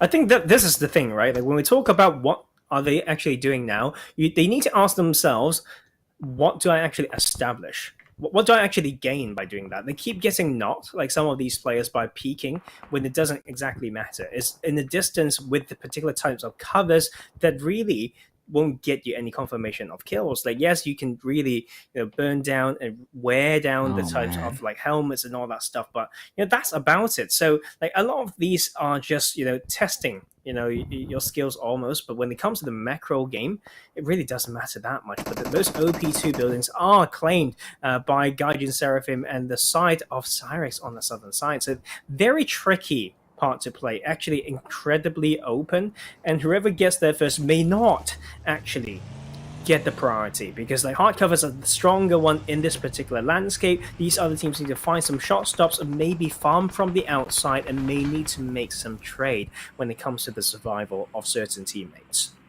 Of course, Spill as well, they do have the high ground, and they can start to walk their way down easier into zone, but you said around playing on the edge. The problem is, apart from Spill's location, Tarzan, the rest of that zone, it's all got roads on the edge that you have to cross. So, yes, you can play slightly on that edge, but you can't play together all on that edge, because you need to find some easier way inside, and that's what makes this zone so difficult, is also forcing now the hand as a result of RESQ already onto TSC Legends. They know that they have to start being more aggressive. They need to start becoming more decisive in their plays with these 5 shift. They know that there are those behind them as well. But TSC, all aware of this, they stand together. It will not be failed. Unfortunately, Team Savage Show, on the other hand, they do lose a knock against them. But you see what RESQ is doing that other teams aren't. They came in knowing that they need to clear the site out. If they just crash towards the center, there will be people playing spoiler to take them down. So they took enough time, roughly 30-40 seconds ago, and come in to try to take some fights, relieve that pressure, then slowly work their way in. A lot of teams would just take too long to decide, and when they do, they only say what spot in the circle do they actually take. And this is why RESQ has been so strong in our region, but I don't want to hype them up too much. There's still a lot of pressure, or just difficulties, obstacles to enter from this western edge. There's still 10 teams alive, Tarzan. Have only won one good game, but it was a poor performance in the second match, albeit it was a hard zone, and blood now falling as well. Team Savage on the backside. The revive came back on, and it's still 3 players for Team Savage alive, and now they have this problem of trying to navigate inside the zone themselves. As TSC, they go straight onto the zone, and a wipe of Born for victory on their drive in. 777, all on the opposite end, only going to lose down another. So 1-for-1, Jaja falls, but Syrax helps to take down Boss from the opposite end of the match. It's now 777 to 3. TSC confirmed to 2. Blood as well, going to fall to the blue zone. RESQ forced to play edge. So are also Team Savage. Another knock now as Boss confirmed. Sauron also going to drop. And that's the zone as well. More importantly, disgustingly goes away from both of those houses and in towards TSC in the open. And this type of circle is really where it tests how you ration your utilities. Like, if you don't have the smokes, if you've been wasting some, if you've over smoked, it's GG in this final circle. So that gives me, the prediction to say that maybe the side of Gaijin and Syrax will come in stronger with the positions, because they've been in hard covers and they didn't need to use those smokes to create soft covers. So, and they also have the cars protected, I would assume so. So, like, that would be a little bit of that power shifting over to those teams that escape from those action. But whether their hands will be too cold from staying in, that is for them to answer. Needs to put their hands in front of that heater, Tarzan. Not inside the fridge, not inside the freezer, because that is not how you play PUBG Mobile. Team Savage also entering in from that northern side. They have been playing like their hands are in the fridge. They've been quiet all game. Yes, they've got those 4 kills early on, but beyond that, they have been slightly more quiet. They lose now to Ripotic, the MVP for the first match for RESQ, keeping that hope alive, but short-lived, because here, Gaijin and Team Savage inside the fight. Gaijin wipe 1. It turns to Team Savage, but take down the other, and Shadow is the only one remaining. Wizard as well, gonna drop, does find one back. Can Shadow switch? Not enough in time. Logan is there, and Gaijin defend their position for now inside the top 5. Them 2 hoping for a very important high game. We also said, though, however, Spill, who entered in from that high ground, Gordish got themselves that position to survive as well. A few more ridgeline for them to play, but extremely hard anyway. Everyone's just so focused on the other side. No one's been trying to take down Gordish, but he has to be extremely careful, and that will be him gone. And Syrax, a huge game for them. And they're not even, like, bad when it comes to earlier games. They got 17 points so far, and 10 being those, like, kill points. So they might really take away those top spot, but they really need to take out TSC if they want to come in very strong. They've doubled that kill score in just this game alone, though, Tarzan. And now they're looking for even more. There's still plenty more food alive for Syrax, only if they can nom it up. A full 6-course meal here for them and make it one already. Cable strikes in the appetizer. On down to the rest of Gaijin and puts them to 2 is now also Cable strikes another. Confirms it. There goes the appetizer. Premix is gobbled away, and now it's only going to be 2 remaining for Gaijin. But that blue zone, it looks to gobble them as well. And unfortunately, they look tastiest when it comes to that furthest position away from the zone, because TSC now moving in to secure their spot as well. You know what? There is Londa, ready to spoil his teammates from PMNC. He's in that position. I think he's known that he's lost so many of his teammates, and that could have been a stalemate itself between 777 and Syrax. But they need to find the best time to go in, because Syrax are under the radar of multiple teams. Yes, they do have the numbers advantage, and they do have the numbers of kills, but the difference of 7 placement points right now, and that is how Londa can spoil the side of Syrax. Not 1, but 2 knocks coming through. Oh man, Syrax, Londa puts in the punishment before they go down. They might have just spoiled Syrax chances, giving this away to TSC, a prime opportunity for them. Lord gets in though, that is crucial. Gaijin still in this game. Logan left to heal the zone, but phase 7 now pushes its way forward. TSC, they are safe for now, but will they be as safe as houses, as safe as that shed for much longer?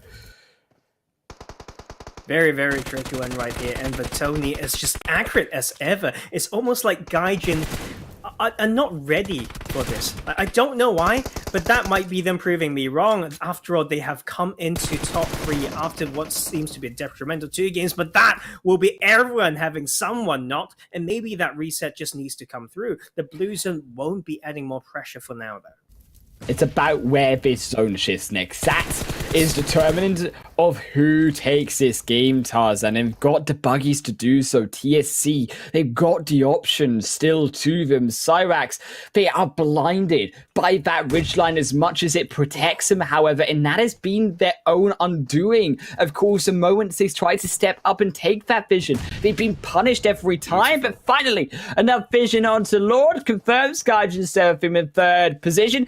15 kills, a chicken dinner's worth for Syrax, and we talked about meals. This is a buffet here for Syrax in his 3rd match. Siphon Prince, now they grab this zone, and they're not quite done. They look for a refiller as now Euphoria grabs themselves further inside. Position barely there. They look for the nade inside the smoke. It won't find anyone. Siphon Prince there as well. Another going to be traded back, and that almost takes down Euphoria. One return, but won't take anyone either. In a second, if your Euphoria doesn't move, will rightly so, as you said, take him down. And now it's all down to Batoni, but where does Batoni go? Tarzan, Batoni, he has at this point, I would argue, to probably just go back into the blue. I mean, it's so difficult at this point really to take this zone away from Syrax, who control it. I mean, it will be down to those gun skills. The pre-fire does come through the ridge, and he delivers just close enough. Man. Yeah, almost. As I said, I think that it was just a little bit too hard, and Cypho stepping up for Syrax, albeit they grab themselves that chicken dinner, they grab themselves that buffet of kills, as we said, and also a massive lead into 1st position overall on that leaderboard. There's no doubt about it. Well, they at least get to know how Londa felt like in group stage, right? Like 2nd biggest chicken in a 32-point game. Insane. And we've been waiting for them to play like this all tournament. And now that you give it to them, and so many of the other teams who could get this sort of experience didn't deliver, Syrax may be on their way up. It's a little bit late, I would say, but it's better late than never. For TSC Legends, they were also up on that leaderboard, 20 Insane. points for them. And that is so important in that consistency we said that TSC, they're grabbing these high skill games every single time. And now as a result, you can see them also on the top of that leaderboard. Team Savage trying to grab those points. We wanted to see them grab them. Arena51 also stepping up. But I think there is still more work to do. And I think also a drop, as we said, from 1802, not quite able to find that consistency. And again, the Conqueror UK and RESQ neither from that game one as well.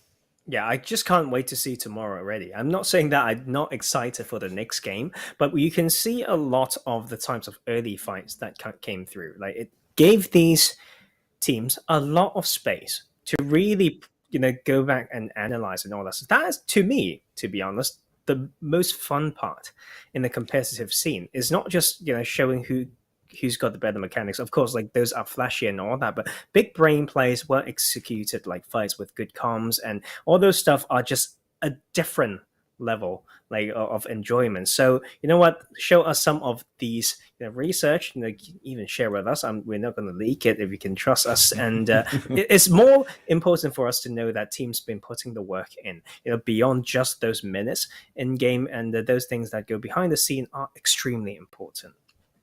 As we do head through to our fourth game, the final one of our first day. I'm telling you, Tarzan, those leaderboards are all for everyone here to play for, but it's going to be another short breakaway, and we'll see you guys on the flip side.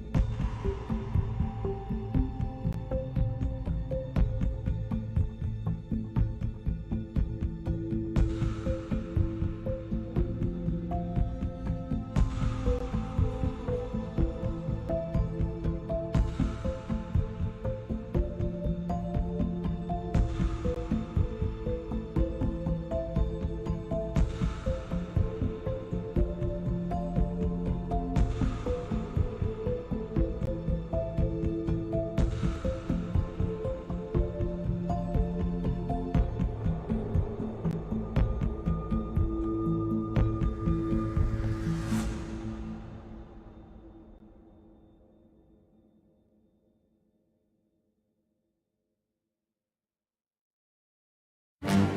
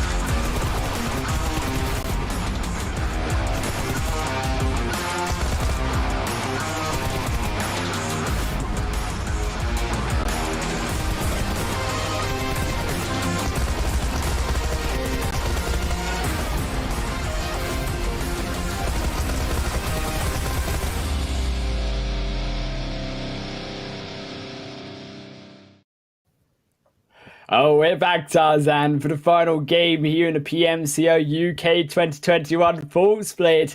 And oh my, is it heating up, but also heating up with our beautiful sponsor, Xiaomi, where you can enjoy a super fast and lag-free PUBG mobile experience on Xiaomi's powerful Redmi Note 10 5G. It's down there. It is beautiful, Tarzan, but just as beautiful as I think Syrax's big fat win. Man, like that is pretty insane. You sometimes have these, bit of memory, like from the past, like from all our casting in the scene, and that is probably in the top 5 when it comes to like score, to say the least. But that game itself was very good to watch because I think we've seen very different types of fights going on. Like, we've started off with some crazy like early fights here and there. Teams need to think whether to rotate or keep fighting. You can see like all those back and forth, and some of them decide to find it out. Some of them would test the ball a little bit, then draw away. But that third party, fourth party fight was where it started, right? I think when you have a good third party or fourth party that happened for your team, it gives you a lot of momentum. You feel like you're the big brain. It's like, oh, this third party then works out. Amazing, right? And so that was a very good one for them, and see what they can do with that. I mean, to be fair, actually Syrax, the way they played around those buildings, of course, the mega fight between Triple, 1802, and also Uncles UK, very well played by them. The way that they played passively, but not so passive that they weren't involved in the fight. They were still having that impact, and it went in exactly at a time that they needed to wipe out a broken series of teams inside that house, but also towards mentality point of view, to the side of Gaijin and towards the side of teams like Spill, who haven't been performing as much, but now with potentially some points in the belt, maybe they can step up in this final game too. Yeah, I think there are certain types of teams. I'd say there's like a handful of teams in this lobby that have not really changed how they play. It's almost like Spill, and we talk about maybe the sort of Arena51. They need to evolve. Because like the thing with this type of lobby is people adapt so quick. We've got experienced teams and players in here as well. They will eat you up. Like if you don't do what you believe you need it to do. And it's just based from experience, and all that would allow them to do certain things, so-called textbook things, that when it comes to prep and all that stuff, to do them quicker than you. It's about practice making progress when it comes to that. It's like us making spreadsheets or whatnot to prepare for this cast and all that stuff. It's practice, right? So like some of these teams, they need to know that they are not, better than someone yet, but they can outwork someone. So just that work and passion is what we're going for, and that can really make that difference to really like smaller the gap between them and some more better players.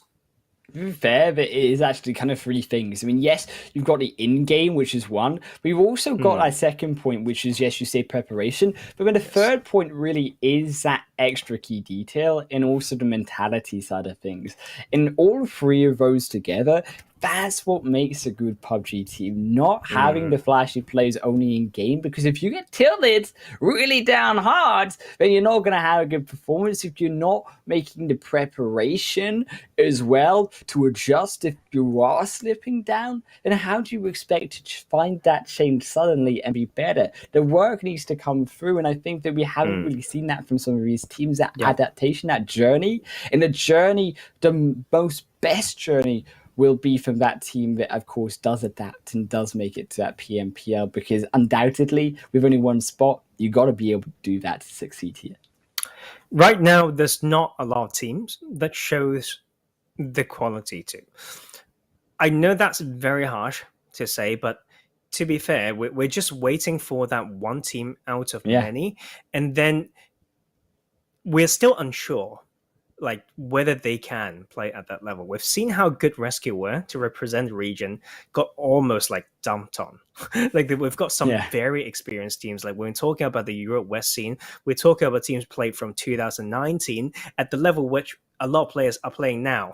Like when it comes to just entering to PMNC and PM UK, I'm not trying to, discourage them. That means you just need to work that hard. To go There's so much growth potential, so much growth potential, yes. And that is why we talk about mindset so much. And that's some certain like Asian proverbs that talk about it. Like there's always a mountain that's taller than yours, right? And even when you're at the top, it's about what you do with that. And you can see as this generation, this like youth type of players, like this group, there's so much of, sometimes you hear like from like stories and all that stuff, like giving up, like huge egos, not my problem, it's all yours. So like don't point at someone else. Don't even point at yourself when things go well. And I think these things are important. Like maybe at some time we can also like talk with some other pro players and see how they, like come into the scene. Like how do they feel about being, like MVPC in there to just help the scene grow? But after all, there are still potential, but consistency not quite there. But we can never underestimate the growth curve of some of these players. I mean, talked about mountains. I just want to do something here, Tarzan. I mean, to be fair, that feels like, you're pretty taller than me. So I'm going to sit down here while we wait for the rest of the game. And while we wait for the rest of the game here, Tarzan, I also just wanted to really talk about the rest, honestly, of also the team 1802. And 1802 really honestly stepping up when it came to also that consistency. Yeah. But in that third game, not so much. I think sometimes you will be put to the test, and seems like that was just one skirmish.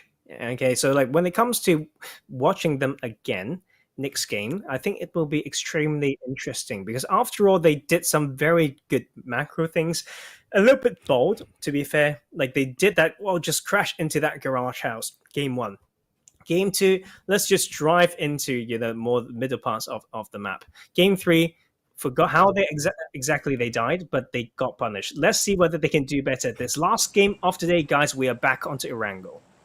Oh, we are back, Tarzan. We are back on the green rolling hills. And to be fair, that all of these teams that we have seen, it's been actually very, very even so far from the leaderboards. You think that, well, one team's going to step up. I don't think that we've really seen all that many stay consistent to stay in that lead. I mean, yes, you've got those outliers of Syrax and also the rest of TSC Legends. But outside of those two squads, I think that it is very rare and really non-existent for that consistency out of these squads. And this time around, we've got a more southern playing path. And this is very interesting, which means we don't get to see whether those two teams will clash in Savonia again. But then we know 777 is a team that likes going to Novo, but same as Syrax. So we need to see how these teams really adapt to that.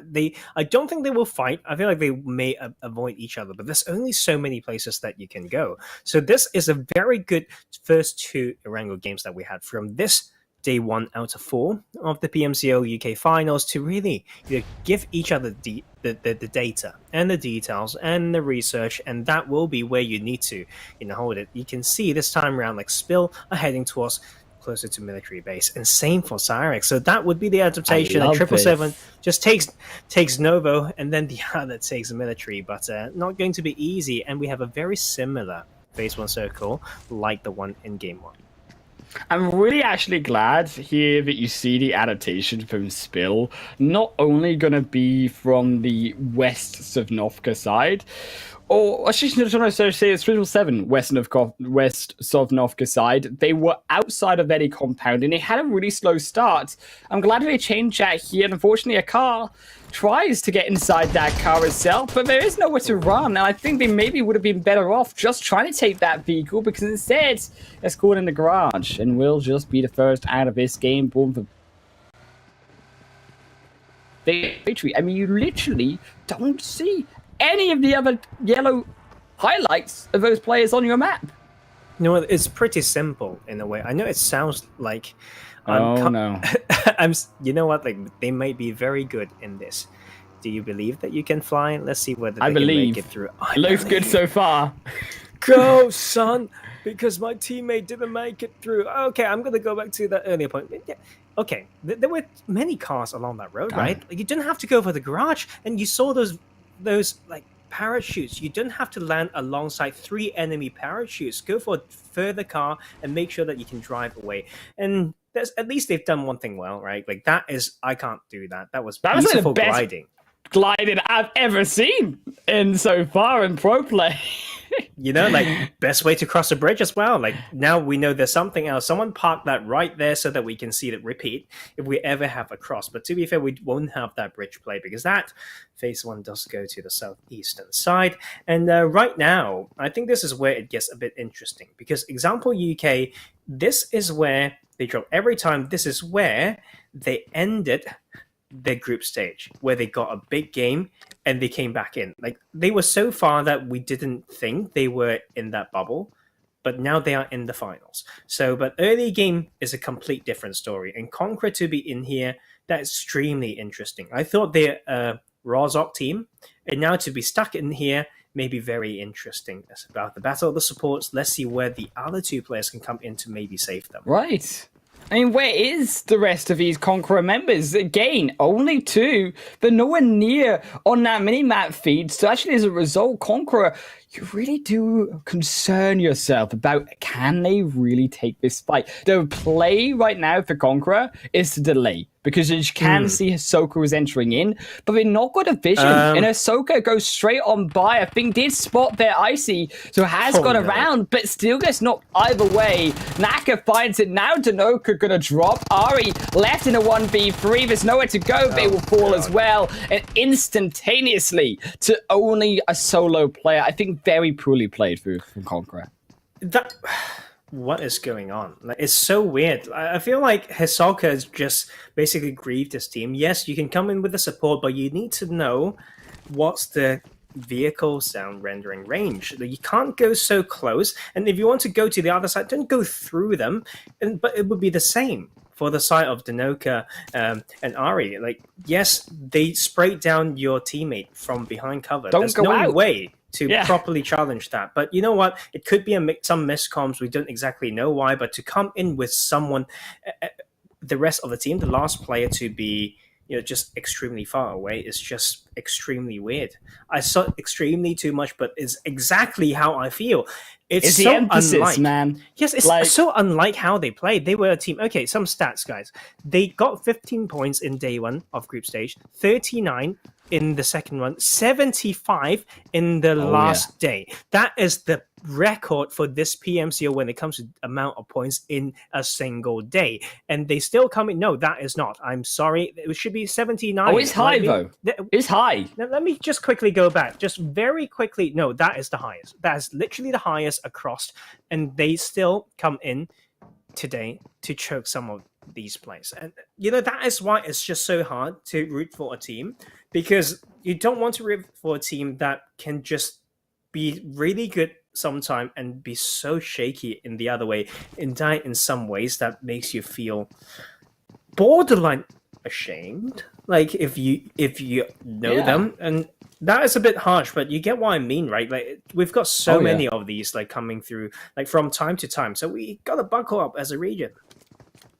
I really, really wonder now, coming in a mentality point of view for Conqueror, because if you are a team that is just this real one-shot wonder, can you ideally even consider making it into that first place position here in the finals?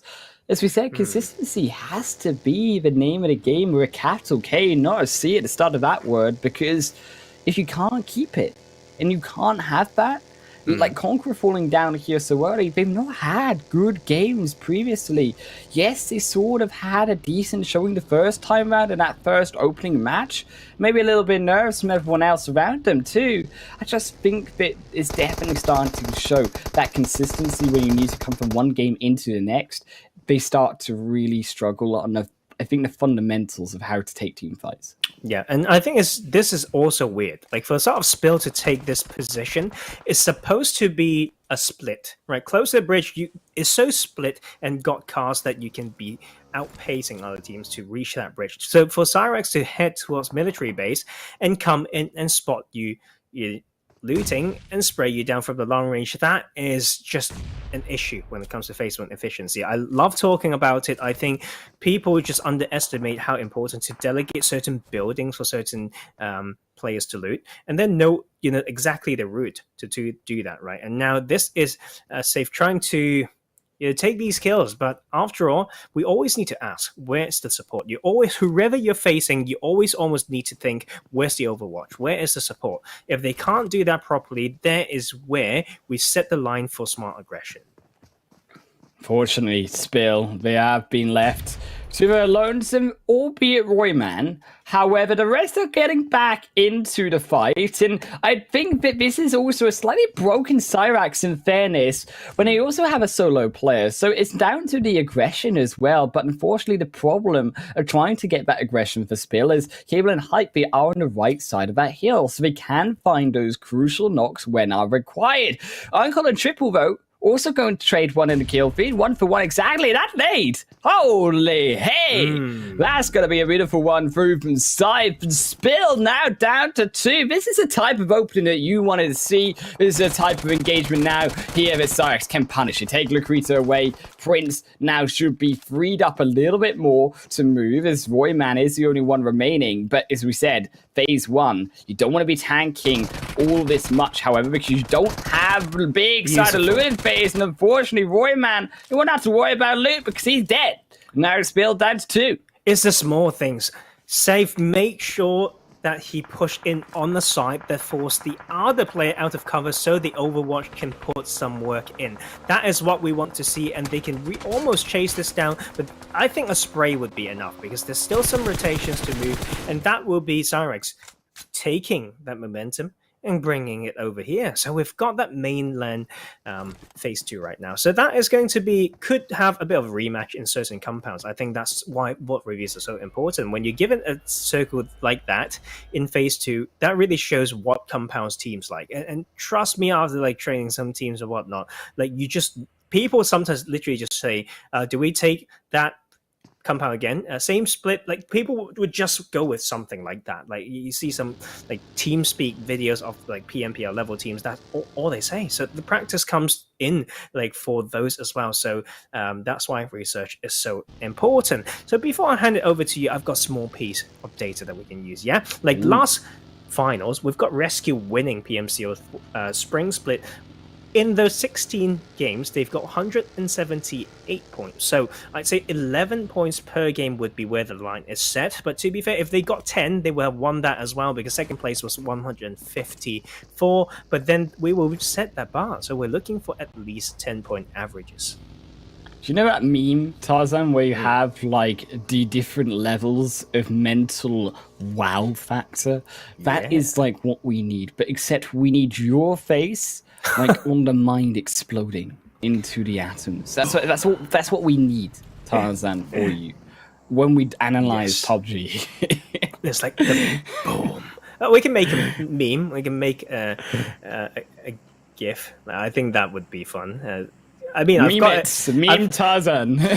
You can clip it. Allowing it. I don't mind. Like, I will see it in Discord sometimes. I know I have a funny face when I speak, but I love it. And this time, 777 won't get that contest. And it's interesting, right? Like, when they come into the other side, I think it's interesting to me how this triple sports club to not punish around here. We know they're a farm team. Like, I think historically analysts have talked about farm for being like versatile and being very good when it comes to early access to power position. So that might be just like Triple trying to play a more central position. Londa spots this one and they just spill the Cypher spill. Spill already losing one, and the buggy is Londa now has to step up a little bit. Kelly Boy is there underneath the ridgeline. We have to back off for now. The ridgeline, more importantly, does protect also Gordish, so that's like dip crucial, and that's why 777 they're quickly going to send it in here. Londa is trying to go for the spray, but fires back enough, and now Boss on the front has done the damage. Kelly Boy may regret that because Spill they lose a second, Spill they lose everything, and he'll be out of this game once more. An unfortunate position here from Spill in the entirety today because they've not had the strength that is required, and the consistency, particularly on Erangel, has just not felt like it's there. Yeah, and you know what? It's hard. They've got one big day in the group stage, and even for that final day, they've only shown up like a bit stronger, like in the last game, to really spoil some other teams, to be fair. But other than that, they were not very distinct in their playstyle after all, right? So the occasional big games won't be the same team who has that, but this is go time for so many teams. The middle zone is already quite saturated, so hopefully they already know, they already got the synergy, so they know how each other need to respond. And when it comes to finding out that certain compounds are taken, and every dip counts, because if Kharkov not there, there's still so many good positions, especially to that North Plateau to farm, and we can see RESQ really controlling that already. They were the team that played off that position last game and slowly moved in and transitioning that into crashing the center. But again, Team Savage, they also have this really strong position around farm. Of course, it does get more complex because, as you say, RESQ are overlooking them, and it is so saturated around this location. But albeit Team Savage, if anyone tries to contest and tries to drive on in, it will be extremely difficult for them to do so. And unfortunately, their example, taking down one, but not before they lose one themselves. And now Reiko and the rest of example, UK, they are trying to step up and trying to bring this fight back, very much needed, and they've already got themselves 3 kills. If they can get a little bit more, they start to get themselves good position in this game. 1802, but it won't be so fortunate though, will be confirmed away. Loveco almost mollies himself, as now he has to go back into the picture of defense. And you know what?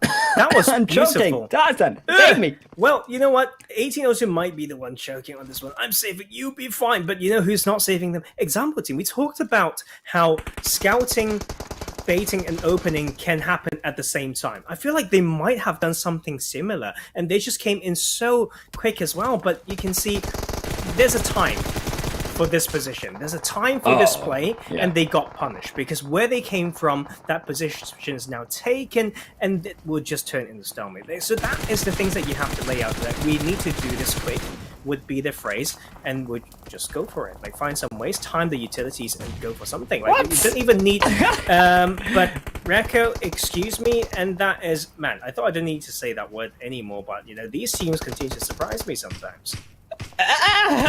Questionable plays. I'm not sure if he had quite his cursor in the right location there. As Reiko almost kills himself in the picture. That would have opened it up for 1802 straight there. Instead, only Jack now goes down. Reiko solo has to heal himself back up, as well as RESQ overlooking this fight, but so are also TSC Legends, who could upset this clearly here. Probably these bullets if you come a little bit closer, but quickly and decisively. Example, UK, they wipe 1802 off the face of the grid. But now, it is TSC Legends. Do they go in? No, they do not. They continue past to look for their position and size. Man, that was great by example, UK. The aggression is what I love. But you know what? What we can't quite conclude on the Sanhok, well, let's bring it over to here, is revenge time. 777 will take this one this time. And 5 kills on board. And we talk about Farm being the home of Triple Sports Club, but they failed to hold this. 777. They do lose one though, because TSC Legends, they've now holed up in the same compound and they want those kills themselves, but they're slightly split. I think this will be possibly one of these situations we just learn to accept to live to each other, and it is going to be not so happy neighbors, to be fair, Tarzan, but neighbors nonetheless when it comes to this next scene. Yeah, I mean, it's down to the circle as well. Like you need to think about where it could shift and what it means if it shifts to a hypothetical position, right? And that is where the IGL thinking needs to come in. That's what I mean with like pre-shift mentality. It's about these like thinking. It's the guiding questions, and soon, before you know it, when you use these more, it becomes quite natural. And I think that's where the really art of war when it comes to this game comes in. And RESQ, we talk about them, the edge style, knowing how to play these power positions one after the next, and that will be them needing to hold this one. The B-Ball comes in for the crash. Oh, but the RB is already knocked a bit of a shot through for the window and Hyper. And now Tick will be confirmed on the backside, though, trying to find it, but very aggressive. They're losing everything on the backside. Takes the ultimate bait. And now, unfortunately for FM, RESQ, they wipe them all clean. And board for victory, undecisive. 6 kills so far. And more importantly, 3 players alive. But Arena51, they also are only going to have 3, making 0 potentially. Because now it's a 2. Translates next on the picture, and he will be drawn up to the next day. It's 777 already signed him off. Wizard also going to share alongside them. However, and it's this town, it is growing. When will Arena51 learn to properly scout? They keep relying on blind crashes all the time. Like that is... I muted myself there. That happens too much. When will they actually learn? Like power positions, after all, and you need to at least set up. They just full send everyone clumped together in like forecast together, just runs in. Like, I know that might not be entirely true, but from what's on the screen, it's happened too many times when they die extremely quickly trying to reach a spot, and something's severely wrong there if that keeps happening. Yeah. It feels not like their last day of play. It feels more like their 6 points first day of play, right? Yep. And painful. Very painful. And you can see, wow, a lot of teams got punished for not playing it properly. We see a very weird distribution when it comes to here. And but you know what? If you like playing hard covers, you need to adjust. And I'm excited to see how TSC Legends wants to play this. Yes, they've got hard covers, but they also are on edge. So that means it's likely that they need to move for the next phase. So I think they will come in with a decent split. But Team Savage needs to act up. At least they got that 1 placement point, 1 kill point on board as well. Now, against RESQ, they may be able to do something. Oh, they'll do something all right. We take 2 away from them. That's what they'll do, Tarzan. And Hyper, he's been solidified as now he will be the only one left. 7 kills for them. Albeit, yes, he's in the zone, but Team Savage, they're going to be rolling in that same location, that same path into safety. So Hyper, we best be ready. Is also, as we mentioned, inside the edge of this own, now as we said, town compound of all of these teams.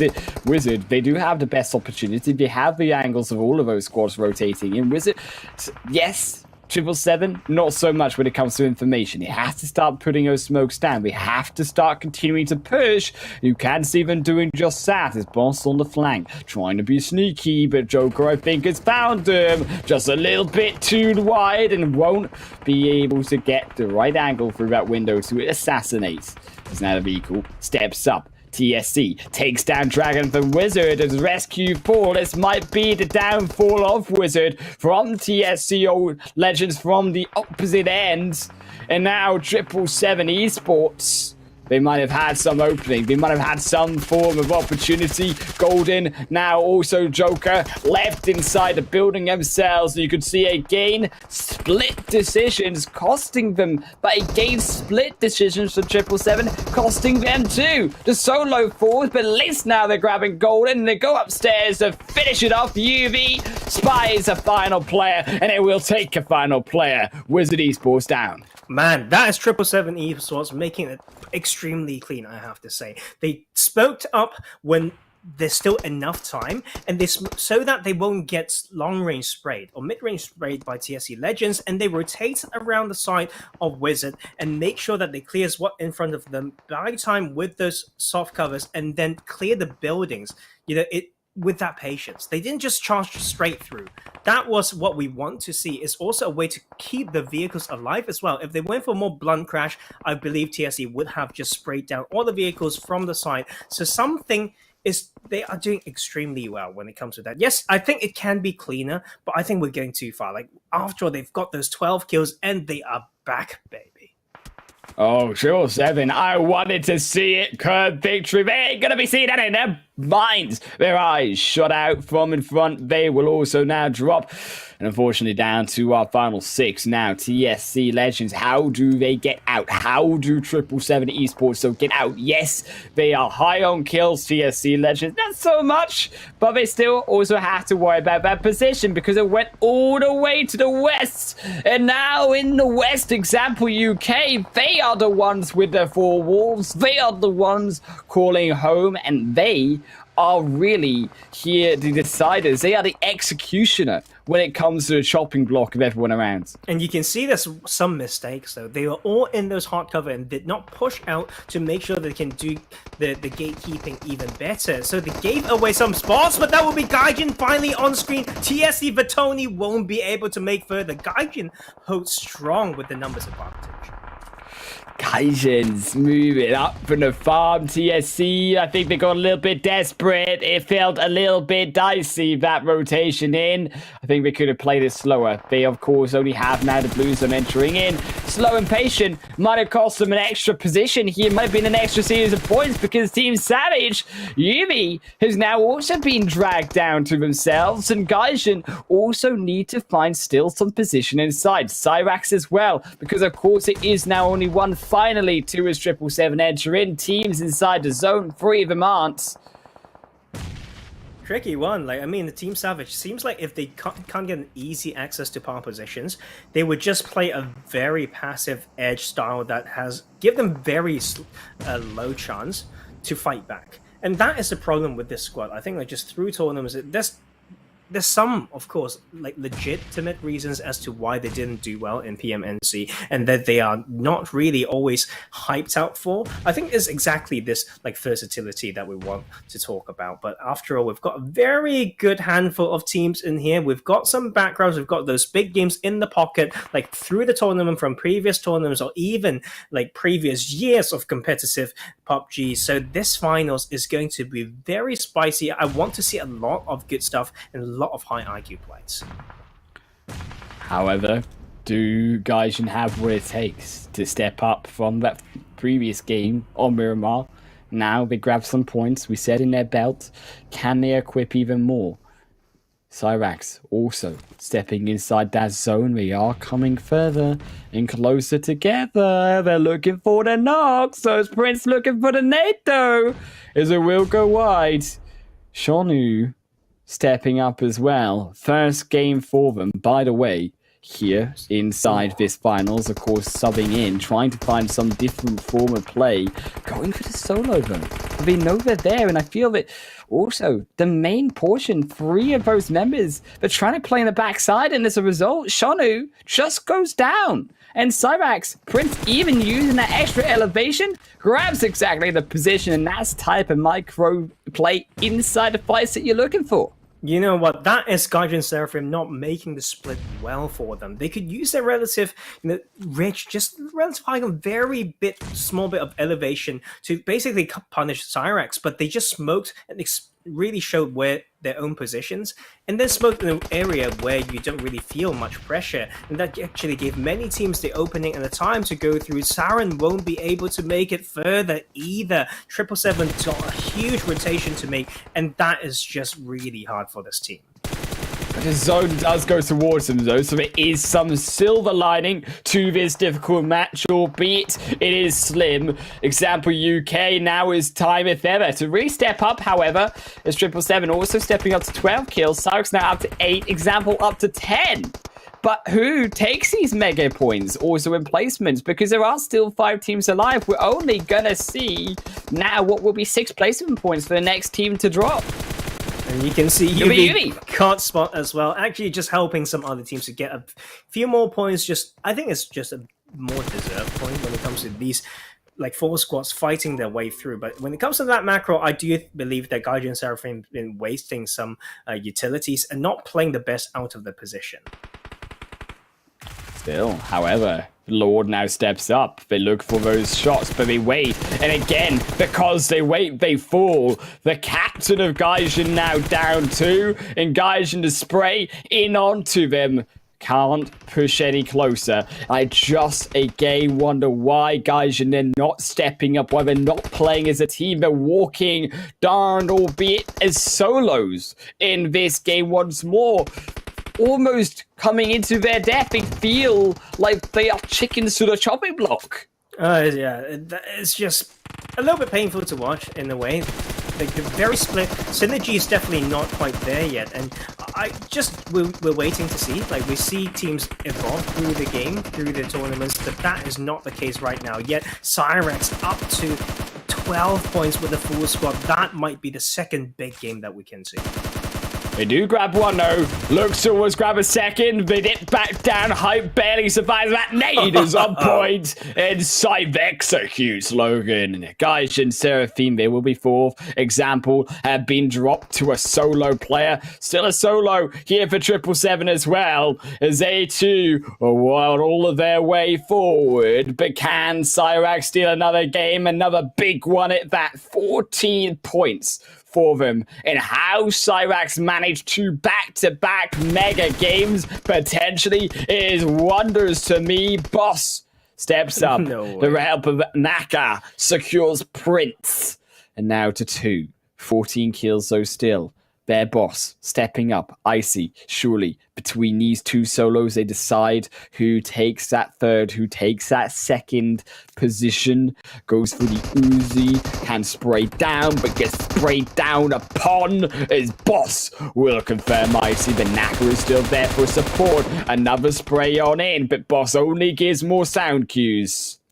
Very tricky anyway, and Naka's the only one who's still got the backpack on, so that itself could be the reason of his death. Like, after all, it's a 5-point difference when it comes to that placement point. These are the basics that you need to know. As you can see, the other players all have done that, and the Syrax didn't have to play as a duo, but Prince was a little bit too greedy, standing up there to shoot at what he believed to be an enemy, so 2v1v1. Boss, another grenade on the forwards. Naka gets damaged. Tickled down by the edge of the blue. Phase 9 only now going to continue to close, and this is where the solos, they step up, where we have to play, but Naka is already down, already executed away, and Syrax, they close their 15th kill of this game. It's going to be a repeat, potentially another 30-pointer for them, if they can only take in total this game. Boss has been spotted, barely steps up, barely now finds it, a little bit of damage, not going to be enough. Syrax, a second game away. Cypher gained 8 kills through for them. Cable stepping up with 3. Rightly so, as he stepped up with 8 in Miramar. Syrax, a dominant performance, and I think very safe to say by this point here, after Miramar, after this one, they are our leaders after day 1. Man, I almost feel like Syrax's way of playing the game has been stolen away by some of these teams, like through the tournament. It's only until these last 2 games that we see their true colors. And you know what, like, we talk about hype house effect, yes, but out of all the teams, they were also the team that we know that can still hold it together. Like, in some disappointing games, they can bounce back, and they are still able to get some points. That's a key. Like, when we see some top spots, like squads, I would say, like getting a 60-70 point day, they occasionally they have those 10-point days, but Syrax never that team. They're always at least 20 something, right? So, man, what a day so far. First one out of 4. Let's go and look at that leaderboard, because I think Syrax might have stolen that top spot. Oh yeah, they have 79 points, Tarzan. TSC, though, no surprise to see them on top, as well as 777 and RESQ below them. Also, equally having, I think, a little bit of dodgy days, but they've still got points. They're still up there nonetheless. Team 1802 as well, also there. I'm actually very impressed, however, by the side of KurdVictory. They are also up there, because I did expect it to be up there, considering, of course, they were one of those teams that struggled coming in on that last day, but all credit to them. They do have some points there as well. However, it is almost sad to say, because there is still a gap, there is still almost literally a 50-point gap between them and Syrax, and because there is only 1 point, or there only is only 1 placement, it gets you that PMPL spot. But as a result, Syrax have created a very, very healthy chance for them. I mean, it's insane, right? We talk about maybe an 11 point per game average, and they are delivering almost 20 so far. But we don't want to hype them up for the wrong thing. Like, they've got an advantage today. Like, sometimes we see teams going over, like, after a huge day to play very disrespectfully.